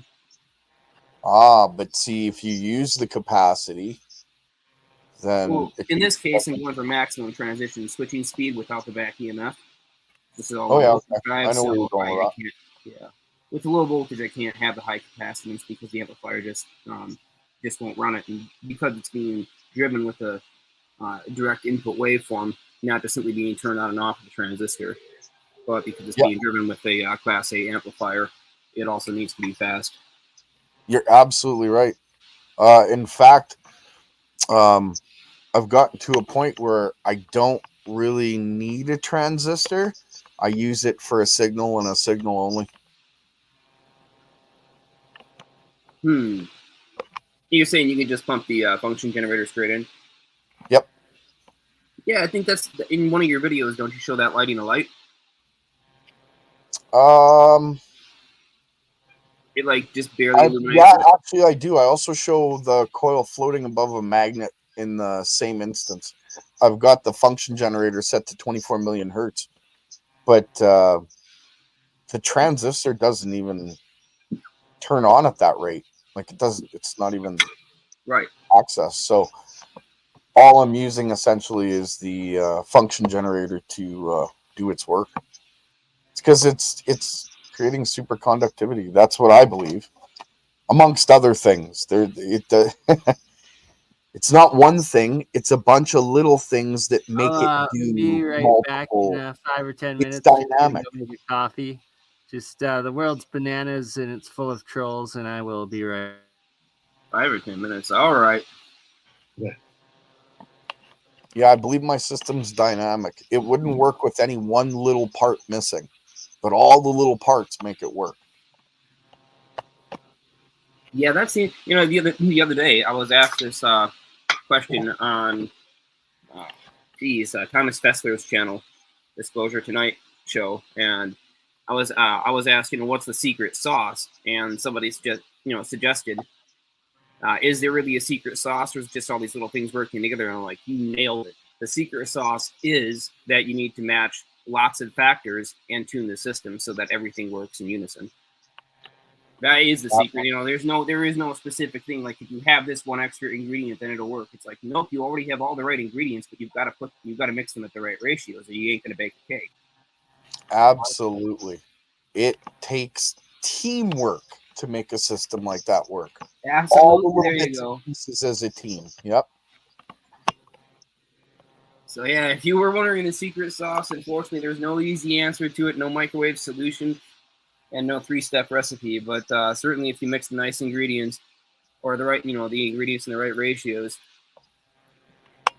Yep. Yeah, it's like you can't just make a coil and expect it to work. You can't just make a bifilar coil and expect it to work. Nope, and you can have a perfect coil, and it doesn't matter if you don't drive it with the right kind of signal. True. But in that perfect coil, there's 7 different instabilities that make that coil perfect. So without those, it ain't gonna work. It's all a system. Right, and then the driving signal is the thing that sets up the conditions to allow the coil to operate on those instabilities. Yep. And a lot of those systems too, when you get it just right, technically it should become a current-free potential. So your power source should draw very, very hardly any current. Yeah, I'm at 0 watts every time I use my system now. Oh yeah, like my motor's in the picowatts now. It's not even registering on my meter. Yeah, So, that's the thing. It's not registering on my meter either. Jeremiah had mentioned that actually that the meter only goes probably about 100 milliwatts, maybe, or something like that. I can't remember. It has a minimum cutoff threshold. It can't read down to 0, and its resolution is 100 milliwatts. Right? Yeah, well, its resolution is 100 milliwatts, so we checked it, and it starts to read like around 0.6 or 0.7 watts, and then kind of ignores the numbers below that. It just thinks they're noise, so it filters them out. But once you're above the threshold, then that last digit, it does accurately indicate what the watts are, but it just simply thinks that if there's just a tiny little bit there, it's probably noise, so it rejects it. That's part of the microcontroller processing, microcontroller code that they set up on those damn things, and that's, the Chinese compensation method of saying we have a shitty voltage regulator, so we're just going to ignore the noise. Makes sense. Yep, unfortunate. And if you wanted accurate, sorry, Mike, go ahead. Yeah, like the batteries on my system, I've been using for several weeks now, and it won't go below 25 volts. It does not go below. It just will not take the power out. So obviously, it just will not drain the battery. The battery just like I'll leave it for a day, hook it back up, it'll gain 100 millivolts. Okay, so I got a question for you, Mike. Can you pull a load off that, or does the load itself the system running? The load itself is the system running. It runs off the pressure of the voltage potential. So what I've got is basically a current-free potential. Because I'm triggering it so fast in the way that I'm doing it, it does not draw a current. It's running off the voltage pressure or the radiation from that voltage that drives the ions. Because it's switching so fast, the ions cannot travel from plate to plate within the battery. It doesn't pull anything. The battery doesn't even notice it's there. I see what you're doing. That is a nice way. Yeah. Man, I like that way of cheating. Yeah, it's cheating the chemistry. You're not allowing charges to actually, the ions in the battery to neutralize. Exactly. It's a current-free Fast rise potential. time. So I got 2 batteries. If, say, I hooked up 4 batteries in series, that motor would run indefinitely because it's not pulling anything from the battery. It's running off the voltage pressure. If you got enough voltage pressure You there, can calculate out how long you could run it off the battery, because you're not going to be able to actually measure correctly the current draw into your circuit at all with any kind of a meter. But what you can do is charge up a fairly large capacitor to that 24 or something volts, and then you can. I would actually charge it up to the full battery voltage for both your cells, so 14.2 times 2, and then you're gonna have that off a power supply running the circuit already, so that when you disconnect the power supply, the capacitor is already fully charged and connected, and then you're just going to time it while watching the capacitor with the meter down to the point where it gets to what you would call a dead battery voltage. Let's say that would be 11 volts, right? So you're going to be looking at 22 volts across your capacitor. So just measure how long it takes to go from that capacitor's fully charged 2 cell voltage down to that 22 volts, and then you can calculate out how many joules per that capacitance were lost into the circuit, how long it took to dissipate that energy. You can figure out exactly how long your batteries will run it then. So what I've done, I've hooked up the 1-wire system to my circuit, and I put it through a giant toroid transformer. That's the actual inductor. I'm tapping off that 1 wire, and then I put it through a full-wave bridge rectifier. Then I dump it into a 60-volt, 12,000 microfarad capacitor. And then from there, again, I put it through another bridge rectifier. Okay, so I've broken the symmetry now, and I can loop the entire motor now. I can loop it back into itself. The battery doesn't notice it's charging itself because I broke the symmetry along that route. So, interesting. I'll have to check out some of your videos and take a look at that circuit. The latest videos. Yeah, I even got the schematic diagram in my Patreon. So anybody who's listening to the show, if you want to become a Patreon, you can check all those schematics out. And I got that from Joel Ladens. Yeah.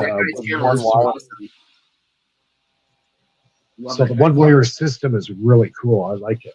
And it works so I well wonder, with Mike, on that premise of the way you run your system, if you were to add multiple batteries to it, could you not pull current out of those batteries and then have them charge continuously just because the way the system works? Yeah, because it's not pulling any current from the battery. It's current-free potential. No. I don't mean by running the system itself. I mean an actual load on the side. Oh yeah, like I can charge batteries right off it. I'm charging a 12-volt 90 farad super cap, and it charges it just great. Nice, very nice. Like your system, love it. Yeah, it's still very small scale, but I'm trying to get the electronic theory of how this thing actually works. And I found a couple avenues where I basically found out that what I'm doing is it's a current-free potential. Well, I'm working on something that might help us all, and if it does work, then I'll be shipping one out to each of you for testing, maybe multiple. But I had to put a pause on it. You guys want to see something gross? Something gross? Well, not gross, but okay. So it's weird. Okay, every time I have a major breakthrough, something happens. Some little stupid piece of bad luck. My last major breakthrough, my daughter got hit by a car, which I now have on video, by the way. The thing that happened to me a few days ago, I got to show this. So, I don't know if it's going to show. I got to switch my camera, I think. Hang on.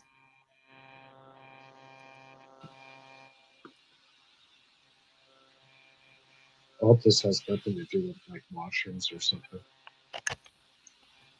Oh, that's nice. Way to go. It looks better today.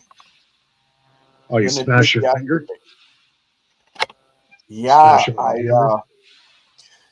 I was changing the tire on my wife's car, and it's a hatchback, and out of the blue, and this hatchback normally stays up. You can shake the car, it doesn't fall down. You guys know how hatchbacks work. Yeah. Well, I'm changing the tire, and the thing got slammed down on my hand. Nobody was around. It just came straight down, and my hand was stuck in the gate. And my right hand, I couldn't reach the latch, so I had to rip my hand out from underneath the gate, and you could see the break in the nail from it happening. So it's weird. Every time I have a breakthrough, something freaking weird happens to me, and that happened. So now that it's healed to the point where I continue working on what I'm working on, I'm hoping to have it done by Friday. But I think so you've learned a lesson. So every time you get a breakthrough, you got to go into your bedroom and lock the door. Yeah. For a week at a time. Yeah. Yeah. No kidding. Yeah. No, I don't do that. I'll take the hit. I don't care. Mankind needs the help. I'll take the hit. Nah, you can't hide away from it anyways. It will just wait for you right outside your door until you're vulnerable and get you anyways. Yeah. And you know what I say? Bring them on. Yeah, I would say it's pretty obvious that there are some forces at work here that will do absolutely anything and everything to make sure the shit never gets out. Perhaps. Or it could be just bad luck. But, you know, I bring it up just because. Last time I checked, bad luck doesn't cause your internet cord to get cut up on the pole. Yeah. Yeah, there is that. There is that. Yeah, there is that. But, yeah, you know what? I kind of wonder if this Friday, are you showing anything off this Friday? Do some live experiments, Jeremiah?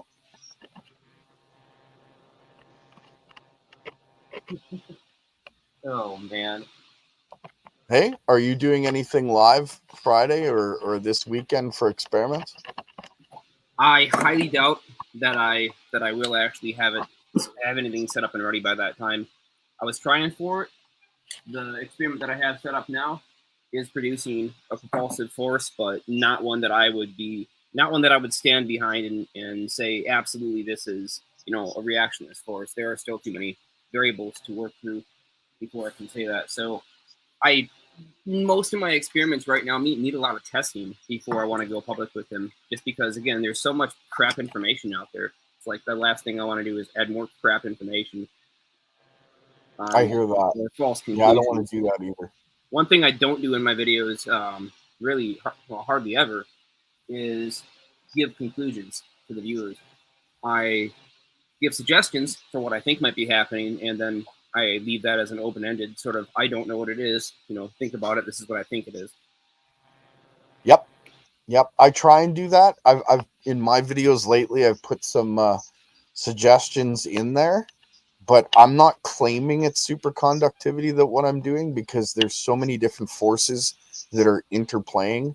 I can't claim it to be superconductivity. In fact, until it gets into the hands of others, really, it's just a coil doing anomalous things, or according to others, it could be just weird videos. Yeah, well, again, you know, whenever there's room in your title, you always end it with you decide. Yeah, well, it's ultimately up to others, right? Regardless of what I see, you can't live in a tunnel. Yeah, and it wouldn't matter if you told everybody exactly what it was and you knew exactly what it was, because people would still have their own opinions too. It's like every single person that studies this kind, you know, historical technology or ancient technology concepts has their own theory about how the pyramids were built. It's like something that everybody wants to talk about and brag about how great their theory is because it makes so much sense to them. And it's like, yeah, everybody and their grandmother can tell you how the pyramids are built in their opinion, but what's it really matter if nobody can tell you how to use them? Yep, very true. It's just a good debate. That's all it really is. Yeah, it's one more opportunity for somebody to stroke their knowledge of history and, you know, explore various theories. It can be a good discussion, though. You know, good open debate allows the opportunity for people to test their ideas against other concepts amongst the community, and that can help them error correct and fact check and stuff. So, you know, a lot of people, they just do these debates purely for the sake of wanting to improve their idea. They aren't all Jack Sarfati. You know, they don't come in there telling you exactly how it is, for the most part. Yeah, I hear you. Absolutely. Well, that's not a rip on Jack Sarfati either. Just, you know, I like Jack. I like his theory. He's From my understanding, he's almost dead on, except there's a couple things missing. But of course, because of who he works for and with, I imagine there's a lot he can't say. So, who's this? Jack Sarfati. Oh, Jack Sarfati. He's no crackpot, man. That guy, when he did his interview with Tim Ventura, and then he did the APEC, the one right before that, and then the interview with Tim after that, he was dead on about what he was saying. I fully believe that they have it. Well, at least, from my experiments, theoretically. What's that? At least theoretically, because they've never built any working models or test proofs of it. I don't know about that. I only say that because he said he was read in. Okay, now if you're read in, that means they actually have a system that they've either tested or been running. And from what I'm seeing in experiments, I fully believe what he's saying is true. They have it. I don't know, but it's just a theory. Yeah, I mean, by they, I don't think that Jack's ever put his hands on any of this stuff or actually seen any of it operate. That's all I'm saying. Oh no, I don't think he's actually been in front of one. I just think that he may have read somewhere through his contacts that they were for real. In fact, he stated that. I think a lot of it, a lot of it was put on him to try and create his own system of mathematics, and then he would pump that through the right people and sort of have them error check it to see if it made sense for what they were actually doing and what they knew worked. So as far as I understand it, I think he had the opportunity to talk with people that were on insides of these programs and sort of told them, yeah, this math makes sense to us, or no, this is absolutely wrong, you gotta fix it. Yeah. Know what material I'd love to get my hands on is that aerogel stuff. Oh, wouldn't we all? Oh god. Can't you make that stuff, Jeremiah, or is it like I can make graphene, no problem, but making aerogel is quite a bit more complicated. It is, eh? Oh yeah. I don't know. I've never made anything like that. What are the electrical properties of aerogel? Incredible. Depends on its type and its construction, though. Really, there are many different types and formats of aerogels, and some of them are basically inflated carbon mesh. And those are the ones you'll see this kind of looks like a circular kind of block of coal. Yeah. But it'll be balancing on top of like a flower petal, and it's like almost as large as the flower itself. So it's just the stuff is so insanely light. The electrical properties of that material are some of the most incredible that exist right now. What, superconductivity or? It exhibits superconducting like properties. It has a massive, massive electric field potential. Now, if you were to somehow mold that aerogel over, say, a wire conductor or a coil, I wonder what would happen. I wonder how the properties of the coil would change with that stuff on it. I suppose for really, really high frequencies, maybe you'd get something, but I think aerogel's best properties are actually going to be found in its modification for refractive index for super high frequencies, and in certain specific types, like that inflated carbon aerogel. That's it's different than the clear stuff. This stuff is like a solid kind of black, and it's completely opaque. But that stuff, aerogels like that, could revolutionize a whole lot of different technologies. For example, they're actually being used right now in the fastest transistors which currently exist. They operate into the I think they're like, what are they up to? Like 45 gigahertz now, with apparently prototype units having been developed and built, just a couple of one-offs, and they've been tested up to terahertz. I shit you not, terahertz. Terahertz speed, wow. So I got a theory on I don't know if this would work like an aerogel, but my brother used to do electrostatic painting for the city, and it's a way of coating it through electricity. Like you're painting with charged particles, so to speak, right? Right, exactly. Yeah, electroplating. Yeah, they're powderized particles, like an atomized liquid, and you're spraying it onto a machine. The machine's grounded itself, and there's mass amounts of potential involved. So my thought process, what's that? Electroplating. Yeah, electroplating. Well, kind of. It's not really different. electroplating. This is a little bit different. So you have two Yeah, I types can't of these remember the paint name of it. guns. Yeah. Well, one's called the powder coating. Powder coating, yeah. Gun, and the other one is a charged aerosol painting system. Electrostatic painting, yeah. Right. Yeah. Well, my thought process is this: because it's electrostatic, could you not layer it in such a way where you're changing your polarity of layer and create some form of a battery? Unfortunately, with that type of tech, it goes on way too thick and way too uneven. Interesting point. So yeah, it's part of the issue. So you couldn't build up some form of an aerogel by layering like that? Not with that specific technique, though. I've had quite a few theories on how to grow aerogels electrically under the right conditions. The problem is that all these theories involve a very high temperature hydrogen furnace. So that's right.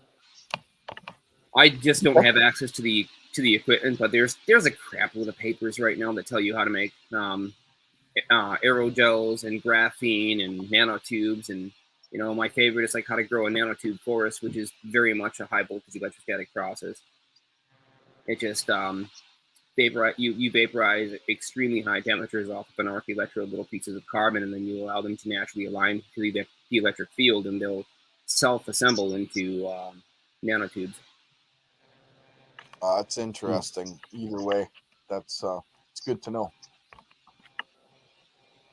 No, I wish we got good at this stuff, though. I wish we got good at building this stuff, because our species would tremendously benefit if we did. One of your coils made out of the right type of metallized, doped carbon conductor would do things you can only begin to imagine. Well, it's funny you say that. I'm working on something. Hopefully it'll be done on Friday. I can show. Hopefully. I'm waiting for, it depends on the dry time. Dry time? Oh. Yeah, I've built a weird type of battery. Say. So you're using that spray on carbon. I used it for my carbon magnesium batteries. So it's a spray on carbon graphite paint. Not quite. Let's just say I'll reveal how I built it, but there's a coil in it. No, that's an interesting battery. Yeah, it's not a normal battery. I don't even know if you can classify it as a battery, but essentially it acts like a battery. Is it a flux capacitor? You could call it that. It's solid. It's solid state like a battery. Like you could put it in a machine and use it like that.